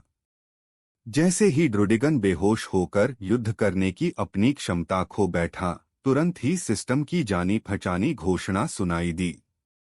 वह ड्रोडिगन वाकई बहुत शक्तिशाली था। आउटरेज का इस्तेमाल करने के बाद प्यूपिटर को भी काफी नुकसान हुआ और उसे कुछ चोटें आईं। लुयू ने पुपितार को लड़ाई जारी रखने नहीं दिया। इसके बजाय उसने पुपितार को पहले आराम करने दिया ताकि वह अपनी शक्ति वापस पा सके और अगली लड़ाई तभी जारी रखे जब उसकी स्थिति पूरी तरह से ठीक हो जाए। इस अवसर का लाभ उठाते हुए लुयू प्यूपिटर को लेकर चारिज़ार्ड की लड़ाई देखने चला गया। चारिज़ार्ड यह प्राणी ड्रैगन नहीं है। पोकेमोन होने के बावजूद इसने ड्रैगन प्रकार के कई मूव्स सीख लिए हैं और यह उड़ भी सकता है, जिससे यह आसानी से उड़ने में असमर्थ ड्रोडिगन को मात दे देता है। इसलिए तीनों पोकेमोन में से ड्रोडिगन से लड़ने के मामले में चारिज़ार्ड को सबसे बड़ा फायदा था और इस प्रकार चारिज़ार्ड ने अपनी लड़ाई सबसे जल्दी समाप्त कर दी। गर्जन। घाटी में गूंजती एक दहाड़ के साथ चारिज़ार्ड नीचे झपटा, वास्तव में ड्रोडिगन को उठाया, उसे आकाश में बहुत ऊपर ले गया और फिर सीधे नीचे फेंक दिया। यह चारिज़ार्ड था जो सीस्मिक टॉस नामक चाल का उपयोग कर रहा था, जो ड्रोडिगन के खिलाफ भी बेहद प्रभावी थी। ड्रोडिगन एक ऊंचाई से गिरा, जिससे सीधे एक बड़ा गड्ढा बन गया और जमीन बुरी तरह हिल गई। लेकिन बात यहीं खत्म नहीं हुई। गड्ढे में मौजूद ड्रोडिगन गिरने से स्तब्ध था और उसने अभी तक कोई प्रतिक्रिया नहीं दी थी। आकाश में मौजूद चारिज़ार्ड से एक बार फिर नीली लपटें निकलीं। ये लपटें पल भर में एक दहाड़ते हुए विशालकाय ड्रैगन में बदल गईं, जो चारिज़ार्ड के मार्गदर्शन में सीधे नीचे मौजूद बड़े गड्ढे में जा गिरा। एक जोरदार धमाके के साथ विशालकाय ड्रैगन गायब हो गया और चारिज़ार्ड गड्ढे से बाहर उड़ गया। धुआं छंटने पर केवल बेहोश ड्रोडिगन ही बचा था। चारिज़ार्ड ने ड्रोडिगॉन को हराया और 9,985 अनुभव अंक और एक सोने का सिक्का प्राप्त किया। चारिज़ार्ड का लेवल बढ़कर AV 56 हो गया। लुयू को सिस्टम की घोषणा मिली और उसके होठों पर मुस्कान आ गई। उसने प्यूपिटर से पहले चारिज़ार्ड के 56वें स्तर तक पहुंचने की उम्मीद नहीं की थी। हालांकि चारिज़ार्ड के 56वें लेवल पर पहुंचने के साथ प्यूपिटर भी उससे ज्यादा पीछे नहीं होगा। चारिज़ार्ड का अभिवादन करने और उसे कुछ बार प्रोत्साहित करने के बाद लुयू प्यूपिटर को उसी रास्ते से वापस ले गया जिससे वे आए थे और नए युद्धों में उतर गया। प्यूपिटर ने ड्रोडिगॉन को हराया और 11,568 अनुभव अंक और एक सोने का सिक्का प्राप्त किया। दिन जल्दी बीत गया। जैसे ही सूरज डूबा, ड्रैगन द्वीप धीरे धीरे रात के अंधेरे में डूब गया और द्वीप पर मौजूद पोकेमोन भी जल्दी घर लौट आए और अब बाहर नहीं निकले। यहाँ तक कि कबीले का मुखिया चिमियान लोंग भी बाहर से थका हुआ और कई नई चोटों के साथ लौटा, जो स्पष्ट रूप से बाहर की लड़ाई में लगी थीं। जाहिर तौर पर वह एक युद्धप्रिय व्यक्ति था। द्वीप पर ऐसे बहुत कम पोकेमोन थे जो कबीले के नेता चिमियान लोंग का मुकाबला कर सकें। 4 प्रमुख कबीलों के अलावा अन्य प्रजातियों के आम तौर पर केवल कबीले के नेताओं के पास ही एलीट फोर जैसी ताकत होती थी। लुयू ने उन्हें ज्यादा परेशान नहीं किया। उसने बस ऊर्जा घनों के 5 डिब्बे छोड़े और अपने 4 पोकेमोन के साथ फिर से चला गया। आज यह खेदजनक रहा कि प्यूपिटर कई बार लड़ाई लड़ने और कई जिम लेवल को हराने के बाद भी हार गया। ड्रोडिगन अभी भी वांछित स्तर 56 तक नहीं पहुंच सका है, उसे अभी भी कुछ अनुभव अंकों की कमी है।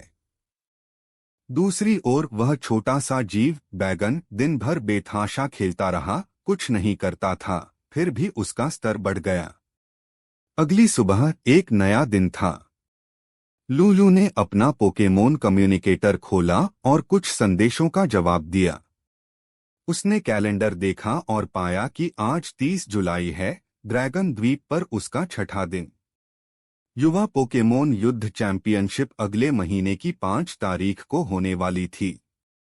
समय कम था और उसने अनुमान लगाया कि वह इस दौरान हाई प्रांत नहीं जा पाएगा।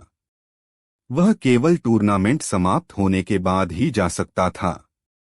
नाश्ते के बाद भी वह अपने पोकेमोन को लेकर ड्रूडिगन के इलाके में गया। कोई और रास्ता नहीं था।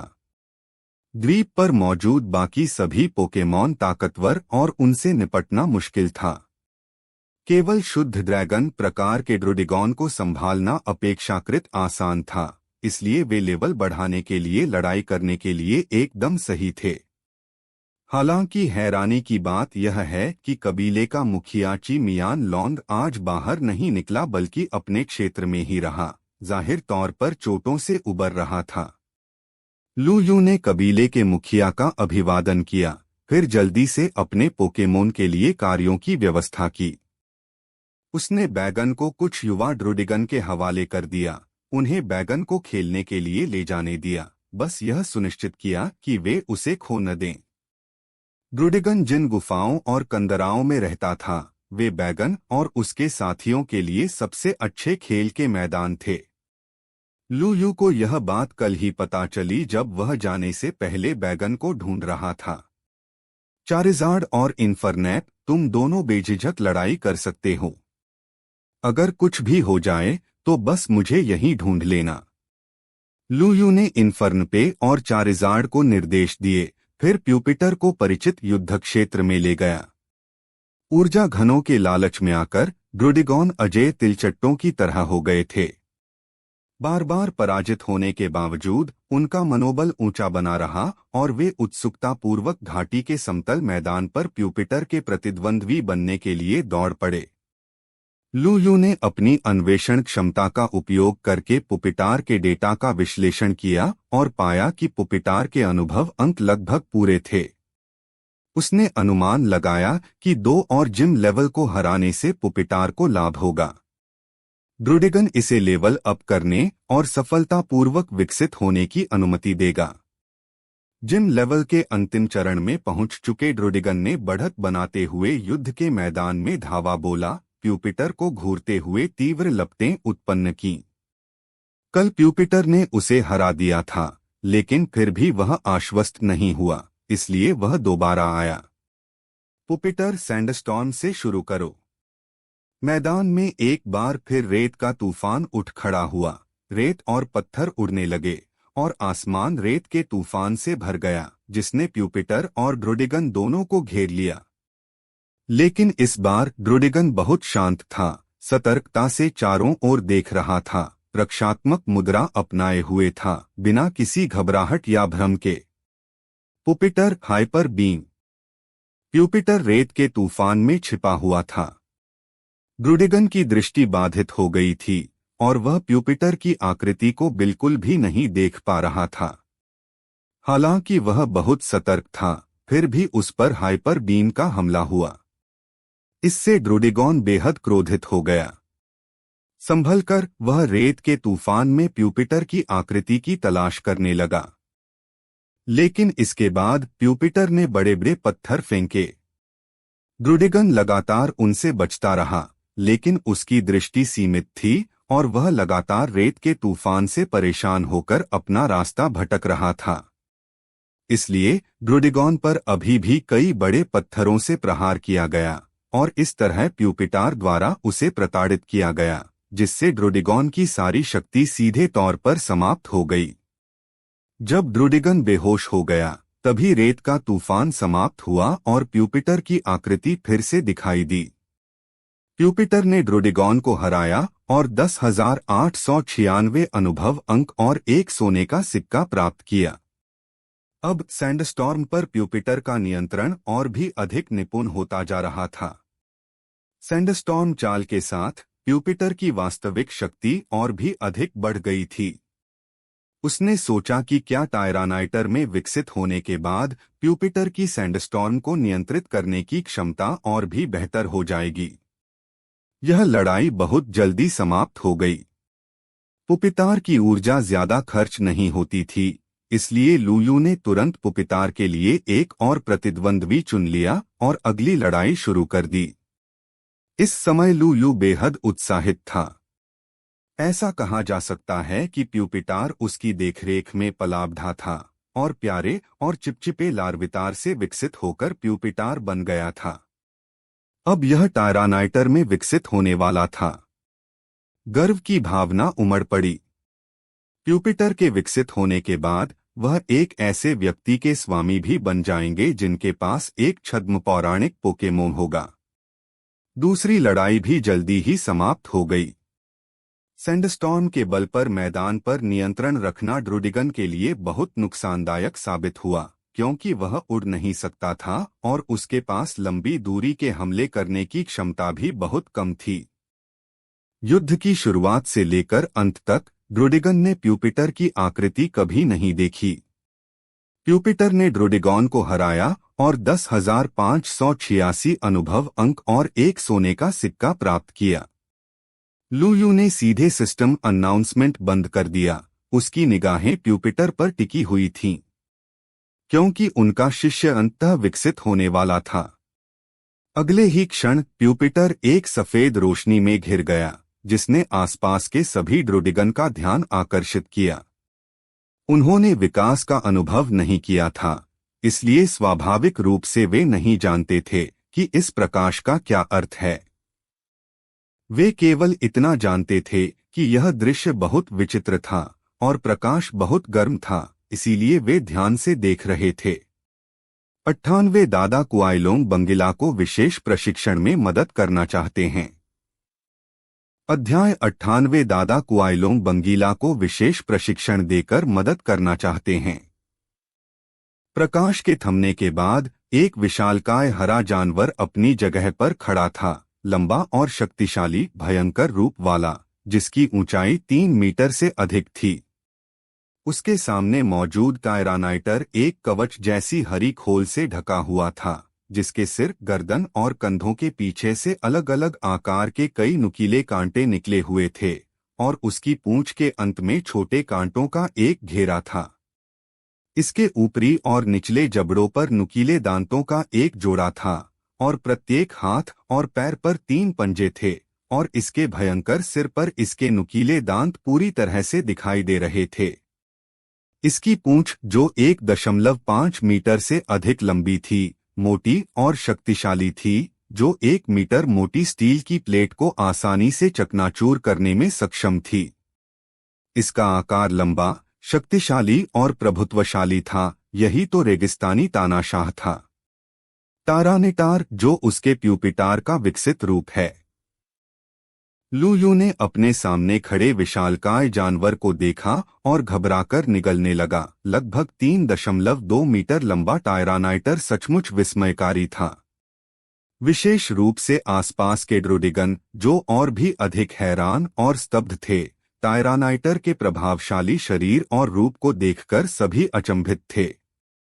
लूयू ने आई ऑफ इन्वेस्टिगेशन का उपयोग करके विकसित टायरानाइटर को स्कैन किया ताकि यह पता चल सके कि उसके डेटा में क्या परिवर्तन हुए हैं। Tyranitar rock type plus dark type. स्तर LV56, जिम का अंतिम चरण।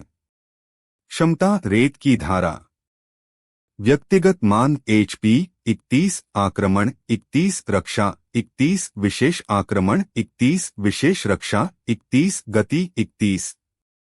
कौशल tackle, glare, rock throw, payback, scary face, rock slide, stomping tantrum, stone edge, thrash, sandstorm, protect, stomp, hyper beam, dig, body slam, fire fang, ice fang, thunder fang, dark pulse, iron defence, crunch, aura sphere, focus punch, heavy slam, take down, giga impact, earthquake. विरासत में मिला। संभावित champion. रखी गई वस्तु कोई नहीं। प्यूपिटार के टायरानाइटर में विकसित होने के बाद उसकी क्षमता शेड स्किन से बदलकर सैंड स्ट्रीम हो गई। टायरानाइटर के चारों ओर घूमती रेत उसकी सैंड स्ट्रीम क्षमता का परिणाम थी। मूल ग्राउंड टाइप और रॉक टाइप भी बदलकर रॉक टाइप और डार्क टाइप हो गए, जिससे कई और प्रकार सामने आए जो टायरानाइटर के खिलाफ बेहद प्रभावी थे, जिनमें water type, fighting type, grass type, steel type और बग टाइप शामिल हैं। हालांकि टायरानाइटर की रक्षात्मक शक्ति आश्चर्यजनक थी, वह वास्तव में एक शारीरिक रूप से मजबूत योद्धा था, इसलिए यह कोई बड़ी बात नहीं थी। जब तक टायरानाइटर को तुरंत पराजित नहीं किया जा सकता था, तब तक प्रतिद्वंद्वी ही मुसीबत में होता। यह अफसोस की बात थी कि टायरानाइटर विकसित होने के बाद कई नए मूव्स नहीं सीख पाता था। हालांकि टायरानाइटर वास्तव में ड्रैगन, आइस, इलेक्ट्रिक और फायर टाइप मूव्स सहित कई तरह के मूव्स सीख सकता था। लेकिन यह अप्रत्याशित था कि टायरानाइटर ने तीनों दांत यानी अग्नि दांत, बर्फ का दांत और बिजली का दांत सीख लिए, जो काफी अच्छा था। इसी वजह से लुयू ने फैसला किया कि चांग शहर लौटने के बाद वह हाइड्रो पंप, थंडरबोल्ट, फ्लेमथ्रोवर और ड्रैगन टेल जैसी कुछ टीएम डिस्क खरीदेगा और फिर टायरानाइटर को उन्हें सिखाएगा। भले ही उसका सामना जल प्रकार या युद्ध प्रकार के पोकेमोन से हो जाए, बाद में पोकेमोन मिलने पर भी अगर उन विशेषताओं का प्रतिकार भी हो जाए तो भी वह घबराएगा नहीं। लेकिन टायरानाइटर के पास मौजूद व्यापक मूव पूल प्रतिद्वंद्वी को कड़ी टक्कर देने के लिए काफी था। यह एक पारस्परिक क्षति की लड़ाई होगी और अंत में यह इस बात पर निर्भर करेगा कि कौन इतना मजबूत है कि अंत तक टिक सके। प्यूपिटार ने अंततः अपना विकास पूरा कर लिया, जिससे लुयू की एक बड़ी चिंता भी दूर हो गई। अप्रत्याशित रूप से विकसित होने के बाद भी टायरानाइटर उससे सबसे ज्यादा चिपका रहता था, क्योंकि टायरानाइटर उसे फिर से गले लगाना चाहता था। दुर्भाग्य से टायरानाइटर बहुत बड़ा था और वह अब केवल टायरानाइटर की जांघ तक ही पहुंच सकता था। टायरानाइटर के विशाल आकार के कारण उसे बाहर निकालना एक निजी अंगरक्षक रखने जैसा था, जो सुरक्षा की एक बड़ी भावना प्रदान करता था। ड्रूडेगॉन, यह टायरानाइटर है, प्यूपिटर का विकसित रूप, कृपया इसका अच्छे से ख्याल रखना। लुयू के होंठ ऊपर की ओर मुड़ गए जब उसने आसपास मौजूद ड्रूडिगन से टायरानाइटर का परिचय कराया। गैर विकसित ड्रूडिगन के लिए विकास के चमत्कारों को समझना असंभव था।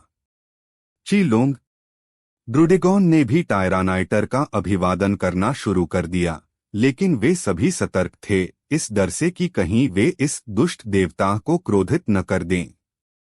इसका कोई उपाय नहीं था। मूल रूप से प्यूपिटर ड्रूडिगन से एक सिर छोटा था, लेकिन अब विकास के बाद यह लगभग 2 ड्रूडिगन के बराबर लंबा हो गया था। साथ ही इसकी भयंकर उपस्थिति भी थी। ड्रूडिगन भला कैसे भयभीत नहीं होता। विकास एक बात थी, लेकिन युद्ध जारी रहे। इसके अभ्यस्त होने के बाद ड्रूडिगन ने ड्रैगन का अहंकार फिर से प्राप्त कर लिया।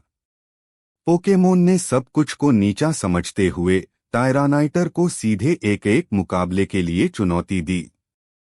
हालांकि टायरानाइटर ने और भी आसानी से जीत हासिल की, जबकि ड्रूडिगन को बुरी तरह हार का सामना करना पड़ा। टायरानाइटर की सैंड स्ट्रीम क्षमता के कारण अखाड़े में सीधे एक रेत का तूफान उठ खड़ा हुआ। उस रेत के तूफान के भीतर टायरानाइटर ने सब पर अपना दबदबा कायम किया। एक ही आइस फैंग ने ड्रूडिगन को बुरी तरह घायल कर दिया और एक हाइपर बीम ने लड़ाई समाप्त कर दी। टायरानाइटर ने ड्रूडिगन को हराया, जिससे उसे 8565 अनुभव अंक और एक सोने का सिक्का प्राप्त हुआ। सिस्टम की जानी पहचानी घोषणा सुनकर लुयू थोड़ा हैरान हुआ और उसके चेहरे पर एक व्यंग्यात्मक मुस्कान आ गई।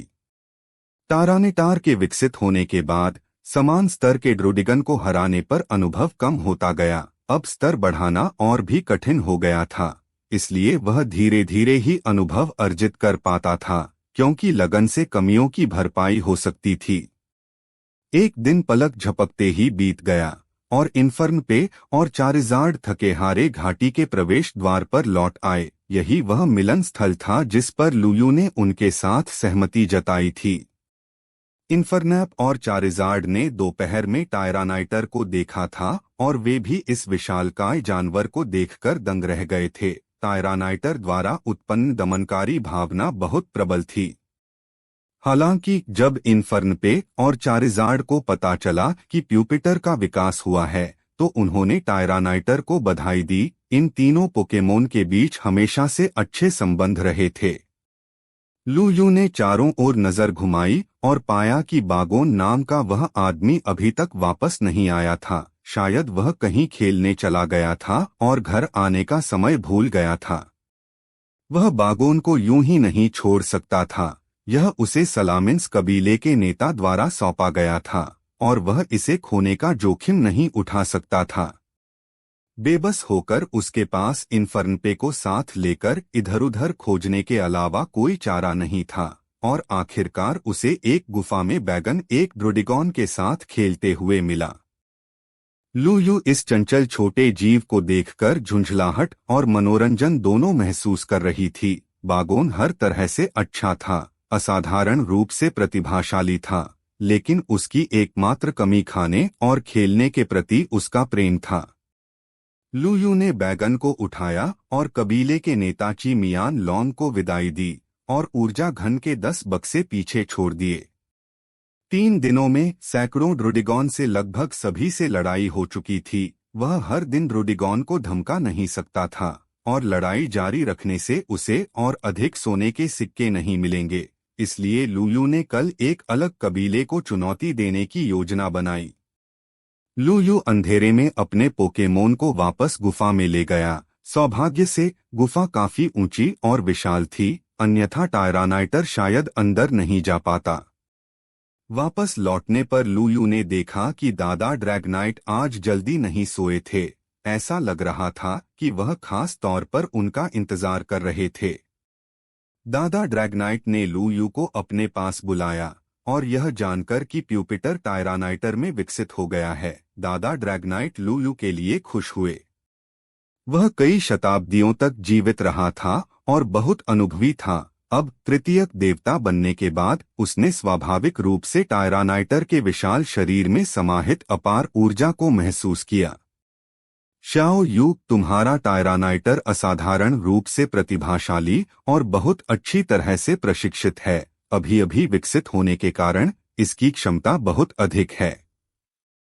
क्या तुम चाहोगे कि यह अगले कुछ दिनों तक मेरे साथ रहे? मैं टायरानाइटर को विशेष प्रशिक्षण दे सकता हूँ, क्या यह ठीक रहेगा? लूयू के मन में एक पुरानी जानी पहचानी आवाज गूंज उठी। यह सुनकर लूयू पहले तो स्तब्ध और आश्चर्यचकित रह गया, फिर उसे विश्वास नहीं हुआ। जब उसने इस बात को समझा तो उसके दिल में केवल उत्साह और खुशी ही रह गई। दादा ड्रैगनाइट का अपने टायरानाइटर को मार्गदर्शन देने के लिए तैयार होना सबसे अच्छा संभव परिणाम था। दादा ड्रैगनाइट को इतने सारे दामवपेच पता थे कि अगर वह टायरानाइटर को कुछ ही दामवपेच सिखाते तो इससे उनके लाखों एलायंस सिक्के बच जाते। इसके अलावा दादा ड्रैगनाइट द्वारा सिखाई गई युद्ध कला की समझ और तकनीकें सबसे अनमोल थीं, ऐसी चीज जिसे किसी भी कीमत पर खरीदा नहीं जा सकता था। ग्रैंडपा ड्रैगोनाइट, बिल्कुल।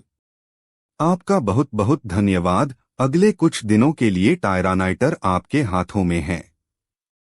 लूयू ने बिना किसी झिझक के सहमति दे दी। तृतीयक देवता ड्रैगनाइट द्वारा निर्देशित होने का ऐसा मौका जीवन में एक बार ही मिलता है, वह इसे कैसे गवा सकता था। नई और उत्कृष्ट कहानियों के लिए कृपया हमारे चैनल हार्ट नॉवेल्स को सब्सक्राइब करें और हमारे वीडियो को लाइक करना न भूलें। आपका समर्थन हमारे लिए अत्यंत महत्वपूर्ण है। 99 ड्रैगन एसेंस। अध्याय 99 ड्रैगन सार। ग्रैंडपा ड्रैगनाइट के सामने लूयू ने टायरानाइटर को बुलाया और टायरानाइटर की मोटी जांघ पर थपथपाया। टायरानेटार, अगले कुछ दिनों तक तुम दादा ड्रैगनाइट के साथ रहोगे। तुम्हें दादा ड्रैगनाइट के आदेशों का पालन करना होगा। वो जो भी कहें वही करो।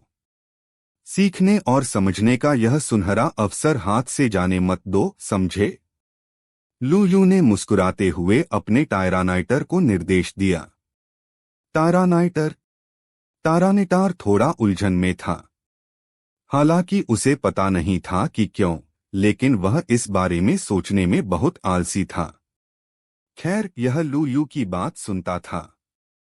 लू चाहे जो भी कहता, यह उसका पालन करता था। वे सबसे अच्छे साथी थे। निर्देश देने के बाद लू ने टायरानाइटर को वापस खाने के लिए छोड़ दिया। विकास के बाद टायरानाइटर की भूख बहुत बढ़ गई थी और वह एक दिन में उच्च श्रेणी के ऊर्जा घन के आधे डिब्बे को खा सकता था। चारिज़ार्ड और इन्फरनैप मिलकर भी टायरानाइटर जितना भोजन नहीं खा सकते जब तक कि उसमें बैगन को शामिल न कर लिया जाए। दादा ड्रैगनाइट भूसे के ढेर पर बैठे थे और लू को दयालु भाव से देख रहे थे। उन्हें बच्चों से बहुत लगाव था, चाहे वे इंसानी बच्चे हों या पोकेमोन के बच्चे, और उन्हें लूलू विशेष रूप से पसंद थी। इसलिए उसने एक अपवाद बनाया। हालांकि टायरानाइटर एक ड्रैगन नहीं था।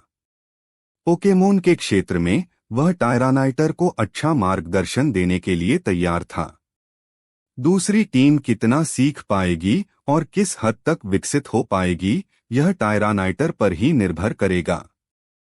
फिर दादा ड्रैगनाइट ने लू को अपने पास बुलाया और 3 पीले रंग के पारदर्शी क्रिस्टल निकाले। इन क्रिस्टलों से ऊर्जा की हल्की हल्की किरणें निकल रही थीं। लू ने तीनों पीले क्रिस्टलों को ध्यान से देखा। उसका चेहरा गंभीर था, क्योंकि तीनों क्रिस्टल उसके पास मौजूद जल सार से भिन्न नहीं थे, बस उनका रंग अलग था। लू के आश्चर्य के लिए दादा ड्रैगनाइट ने तीनों क्रिस्टल को आगे की ओर धकेल दिया। शाओ यू, मैं बूढ़ा हो गया हूं और मेरे पास ज्यादा कीमती सामान नहीं है। मुझे पता है कि तुम जल्द ही जा रहे हो। ये तीनों ड्रैगन एसेंस ड्रैगन द्वीप की ओर से तुम्हारे लिए उपहार हैं। एक परिचित आवाज उसके दिमाग में गूंजी, जिसने लू की कल्पनाओं और जटिल विचारों को तोड़ दिया। उसे कभी उम्मीद नहीं थी कि दादा ड्रैगोनाइट सचमुच 3 ड्रैगन एसेंस निकालेंगे और कहेंगे कि वे उन्हें उसे देना चाहते हैं। ड्रैगन एसेंस कई पोकेमोन खजानों में सबसे कीमती था। इसके अलावा कोई और तरीका नहीं था। ड्रैगन क्षेत्र पहले से ही बहुत दुर्लभ थे और ड्रैगन एसेंस केवल उन स्थानों पर पाया जाता था जहां ड्रैगन ऊर्जा अत्यधिक मात्रा में केंद्रित होती थी। इसलिए उत्पादित ड्रैगन एसेंस बहुत ही दुर्लभ थे, जिसके कारण ड्रैगन खजाने बाजार में बिल्कुल भी प्रचलन में नहीं थे, क्योंकि वे उस प्रकार के थे जिन्हें पैसे से नहीं खरीदा जा सकता था। और अब उसके सामने 3 लोग थे। लू ने उन्हें स्वीकार नहीं किया, क्योंकि ड्रैगन द्वीप और दादा ड्रैगनाइट पहले से ही उसके प्रति दयालु थे, और ऊर्जा घन के अलावा वह दादा ड्रैगनाइट और ड्रैगन द्वीप पर मौजूद पोकेमॉन को कुछ भी नहीं दे सकता था। लेकिन दादा ड्रैगोनाइट ने जोर देकर कहा कि वह उन्हें स्वीकार करे, यह कहते हुए कि यह ड्रैगन द्वीप पर मौजूद सभी पोकेमोन की ओर से एक भावपूर्ण संकेत था और उनके लिए एक उपहार था। सच्चाई जानने के बाद लू बेहद भावुक हो गया। द्वीप पर मौजूद पोकेमोन ने उसके प्रति उदारता दिखाई थी और उसने जाने से पहले उन्हें उपहार देने का निश्चय कर लिया। इसके बाद लू ने तीनों ड्रैगन सार को स्वीकार किया और दादा ड्रैगनाइट के प्रति अपनी कृतज्ञता व्यक्त की। उसके बाद लू और दादा ड्रैगनाइट ने थोड़ी देर और बातचीत की। फिर उसे पता चला कि ड्रैगन द्वीप पर ड्रैगन ऊर्जा प्रचुर मात्रा में पाई जाती है, खासकर ड्रैगन द्वीप के केंद्र में स्थित एक झील में, जो द्वीप पर विभिन्न ड्रैगन परिवारों के कबीले के नेताओं का कब्रिस्तान था, जिसमें एलीट फोर भी शामिल थे। पोकेमॉन मृत्यु के बाद उनके अवशेष झील में डूब जाते थे। इसके परिणामस्वरूप उस झील में ड्रैगन ऊर्जा अत्यंत प्रचुर मात्रा में पाई जाने लगी और यह सभी ड्रैगनों के लिए दीक्षा स्थल भी था।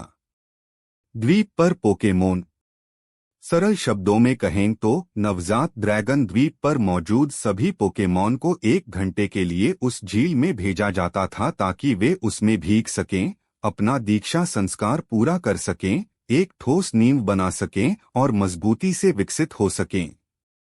और यह झील हर महीने काफी मात्रा में ड्रैगन एसेंस उत्पन्न करती थी। यही एक कारण था कि ड्रैगन संसाधन प्रचुर मात्रा में नहीं थे, फिर भी इतने सारे एलीट फॉर्म मौजूद थे।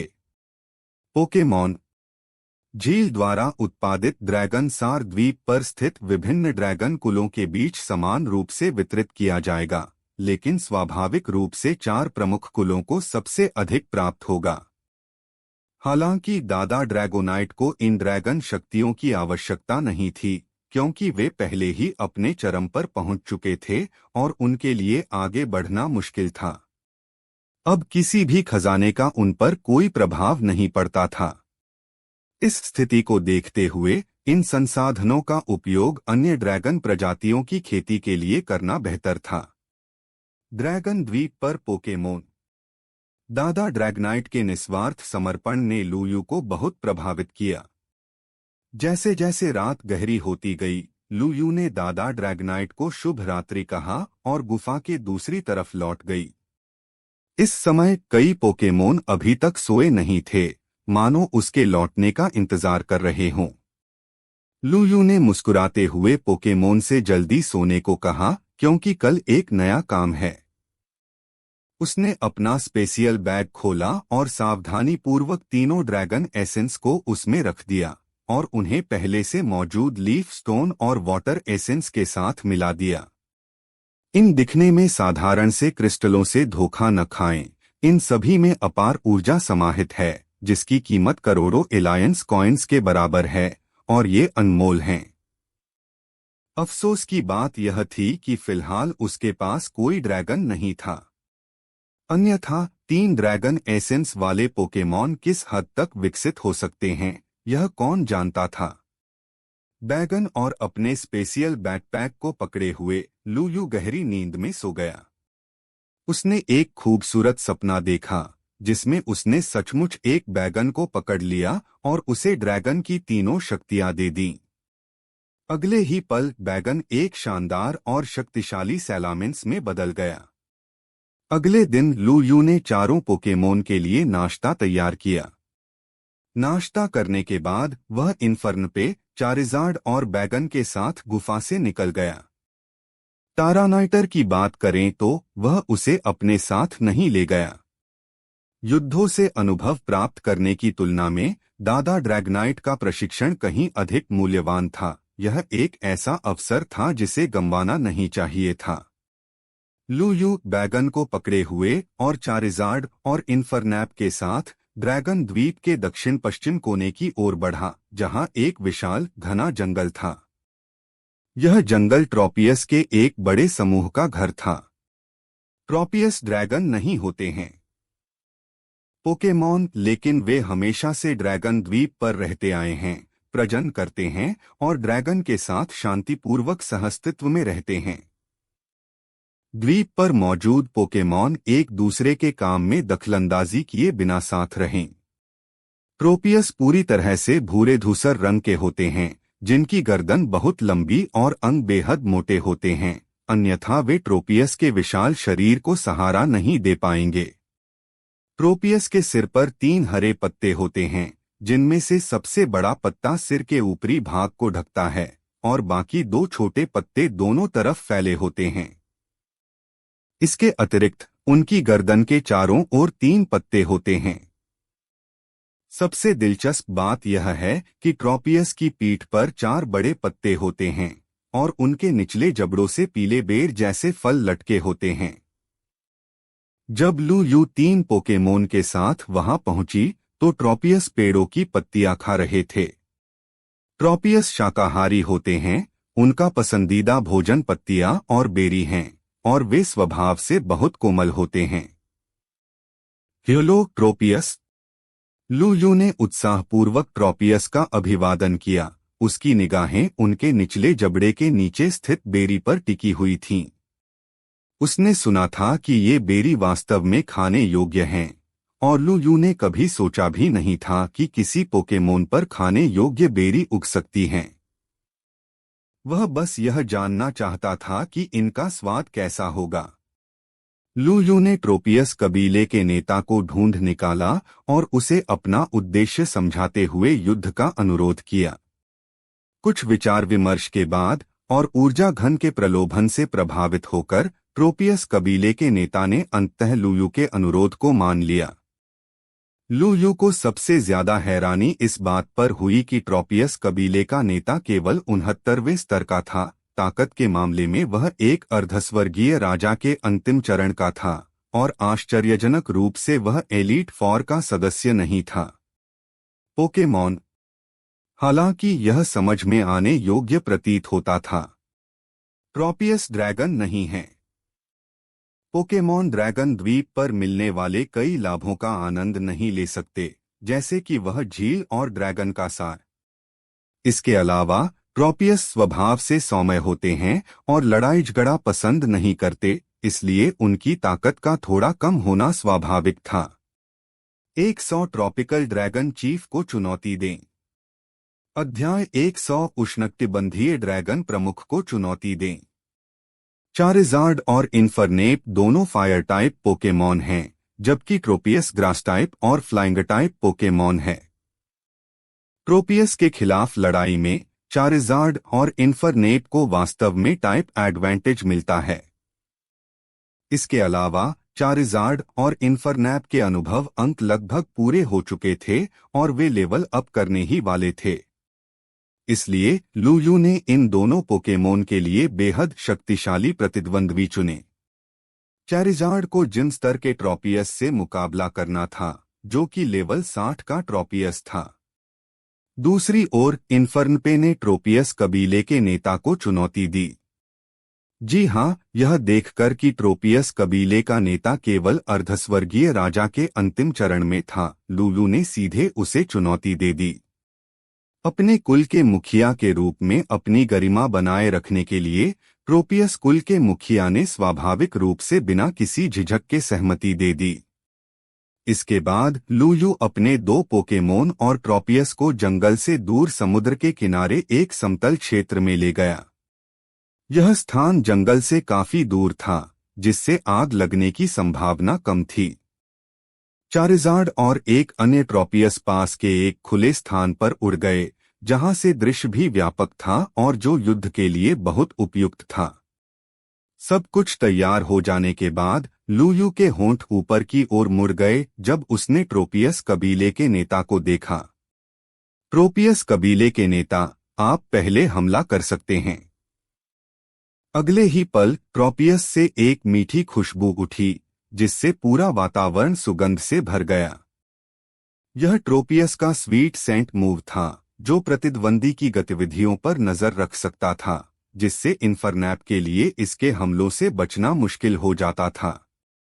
दुर्भाग्यवश इन्फरनैप एक ग्रास टाइप पोकेमोन से लड़ रहा है। ट्रोपियस को तो बचने की बिल्कुल भी जरूरत नहीं थी, सीधा मुकाबला ही काफी था। इन्फर्नपे फ्लेमथ्रोवर। इन्फरनैप ने ट्रोपियस पर आग की एक लंबी धारा फेंकी, लेकिन ट्रोपियस कबीले के नेता ने अपने पत्ते फड़फड़ाए, ऊपर उड़ गया और आग की लपटों से बच गया। इसके तुरंत बाद ट्रोपियस कबीले के नेता ने जवाबी हमला शुरू कर दिया। उसने अनगिनत नुकीले पत्तों को संघनित किया और उन्हें इन्फर्नपे की ओर उड़ा दिया। अगले ही क्षण इन्फर्नपे ने आग की एक धारा छोड़ी, जिससे सारे पत्ते जलकर राख हो गए। इन्फर्नपे सनी डे। इन्फर्नपे। इन्फरनैप की जलती हुई लपटें और भी तेज हो गईं और उसके शरीर के चारों ओर अग्नि प्रकार की एक शक्तिशाली ऊर्जा संघनित हो गई। यह ऊर्जा इन्फरनैप के रोमछिद्रों से निकल रही थी और सूर्य का प्रकाश और भी तीव्र प्रतीत हो रहा था। इन्फरनैप सूर्य की रोशनी में नहा रहा था, उसका सिर ऊंचा था और सीना फुलाए हुए था, जबकि ट्रोपियस भी तेज धूप से प्रकाशित होकर आनंदित महसूस कर रहा था। Sunny day fire type moves को बढ़ा सकता है और इससे ट्रोपियस को भी फायदा होता है, क्योंकि सूरज की रोशनी उसके सोलर बीम को और भी शक्तिशाली बना सकती है। इन्फर्नपे फायर ब्लास्ट। सूर्य की रोशनी को और तेज करते हुए लुयू ने इन्फर्नपे को आक्रमण के आदेश देना जारी रखा। इन्फरनैप ने हवा में उड़ते हुए ट्रोपियस की ओर एक विशाल चरित्र के आकार की ज्वाला फेंकी, लेकिन ट्रोपियस ने आसानी से उसे चकमा दे दिया। उड़ने वाले पोकेमोन वास्तव में बहुत फुर्तीले होते हैं और उनकी गति की सीमा काफी व्यापक होती है। इस समय एक बार फिर हमले से बचने के बाद ट्रोपियस ने जवाबी हमले की तैयारी में ऊर्जा जुटाना शुरू कर दिया। अचानक ट्रोपियस ने अनगिनत पत्तियों को संघनित किया, जिससे पत्तियों का एक बवंडर बन गया जो इन्फर्नपे की ओर बढ़ गया। शाबाश इन्फर्नपे, फायर प्लेच। इन्फरनैप ने झुलसा देने वाली आभा उत्सर्जित की और अपना मुक्का जमीन पर पटका। लीफ स्टॉर्म के मार्ग में अनगिनत ज्वालाएं जमीन से फूट पड़ी और लीफ स्टॉर्म से टकरा गईं। एक विस्फोट के बाद अनगिनत पत्ते बेबस होकर जमीन पर गिर पड़े। अग्नि प्रतिज्ञा द्वारा पत्तों के तूफान को निष्क्रिय कर दिया गया। विस्फोट से उठा धुआं छंटने से पहले ही धुएं के भीतर से आग की एक मोटी धारा निकली। ट्रोपियस विमान की चपेट में आया और हवा में ही गिर पड़ा। इन्फर्न पे हमला करो, फायर पंच। इन्फरनैप की मुट्ठियां लपटों से घिरी हुई थीं और वह अविश्वसनीय गति से ट्रोपियस की ओर दौड़ा। अब जब ट्रोपियस गिर चुका था तो हमले का यह एक सुनहरा अवसर था। ट्रोपियस कबीले का नेता युद्ध में बेहद अनुभवी था और उसने तेजी से अपने पत्ते फड़फड़ाए, ऊपर उड़ने और दूरी बनाने की तैयारी की, लेकिन फिर भी वह एक कदम धीमा था। इन्फरनैप पहले ही पास पहुंच चुका था। उछलकर उसने अपना फायर पंच सीधे ट्रोपियस पर मारा। प्रतिद्वंद्वी एक बार फिर जमीन पर गिर गया, जिससे उसकी चोटों पर और चोट लग गई। लड़ाई खत्म करो, फ्लेयर ब्लिट्ज। घने धुएं के पीछे से लू यू की स्पष्ट आवाज सुनाई दी। इन्फरनैप ने सिर हिलाया। उसके सिर पर लगी ज्वालाएं फैलकर उसके पूरे शरीर को घेर लिया और वह अदम्य गति से ट्रोपियस की ओर दौड़ पड़ा। घावों से लथपथ ट्रोपियस उठने के लिए संघर्ष कर रहा था, लेकिन उसने अपना अंतिम प्रतिरोध नहीं छोड़ा। ट्रोपियस का सिर चकाचौंध भरी रोशनी से घिरा हुआ था। वह शक्ति एकत्रित कर रहा था, सोलर बीम छोड़ने की तैयारी कर रहा था। पलक झपकते ही सूर्य की एक तेज किरण अंतरिक्ष को चीरती हुई इन्फर्नपे से टकरा गई। लेकिन इन्फरनैप के पास चारकोल था, जिससे फायर टाइप मूव्स का डैमेज 25% बढ़ गया। इसके अलावा उस समय सनी डे था, जिससे फायर टाइप मूव्स और भी शक्तिशाली हो गए। ट्रोपियस लगातार इन्फर्नपे के फ्लेमथ्रोवर और फायर पंच को झेलता रहा, जिससे उसे गंभीर चोटें आईं और उसकी काफी ऊर्जा खर्च हो गई। इसलिए ट्रोपियस के पास आगे बढ़ने की शक्ति नहीं बची और उसकी सोलर बीम अचानक बंद हो गई। इन्फरनैप ने अदम्य गति से ट्रोपियस को हवा में उछाल दिया और देखते ही देखते लपटों ने ट्रोपियस के पूरे शरीर को घेर लिया। ट्रोपियस आग की लपटों से झुलस गया और दर्द से कराह उठा। एक जोरदार धमाके के साथ युद्ध समाप्त हो गया। इन्फर्नपे ने ट्रोपियस को हराया और 25,854 अनुभव अंक और एक सोने का सिक्का प्राप्त किया। इन्फरनैप का स्तर बढ़कर AV 67 हो गया। जैसे ही विस्फोट समाप्त हुआ, सिस्टम ब्रॉडकास्ट से उम्मीद के मुताबिक आवाज आई, जिससे यह संकेत मिला कि इन्फरनैप का स्तर बढ़कर 67 हो गया है और वह आधिकारिक तौर पर क्वासी हेवनली किंग के अंतिम चरण में प्रवेश कर चुका है। धुआं पूरी तरह छंटने से पहले ही इन्फरनैप उसमें से बाहर निकला और अधिक मजबूत होने के बाद लड़ने की भावना और जोश से भरा हुआ था। जब धुआं पूरी तरह छंट गया तो केवल ट्रोपियस कबीले का मुखिया ही एक गहरे गड्ढे में पड़ा हुआ दिखाई दिया। आसपास मौजूद ट्रोपियस लोग प्रशंसा भरी निगाहों से देख रहे थे। उन्हें कभी उम्मीद नहीं थी कि उनके कबीले का नेता भी पराजित हो गया है। अपने कबीले के नेता को गहरे गड्ढे में बेहोश देखकर ये ट्रोपियस चिंतित हो गए और गड्ढे के किनारे पर उड़ गए और ट्रोपियस कबीले के नेता को बाहर निकालने के लिए मिलकर काम करने लगे। हालांकि इस समय ट्रोपियस कबीले के नेता की हालत अच्छी नहीं थी। उनका शरीर घावों से भरा हुआ था और उनके शरीर के कई हिस्से आग की लपटों से झुलस गए थे, जिससे भुने हुए मांस की गंध आ रही थी। लू यू ने अजीब तरह से अपनी नाक रगड़ी। उसे उम्मीद नहीं थी कि चारकोल और सनी डे के संयोजन से इन्फर्नपे के फायर टाइप मूव्स को इतना अधिक बढ़ावा मिलेगा। वह जल्दी से अंदर घुस गया। फिर उसने ट्रोपियस को चिंता न करने के लिए कहा। इसके बाद उसने अपने स्पेशियल बैग से जलन की दवा निकाली और ट्रोपियस कबीले के नेता के घायल हिस्सों पर लगा दी। ठीक है, दवा लगा दी गई है।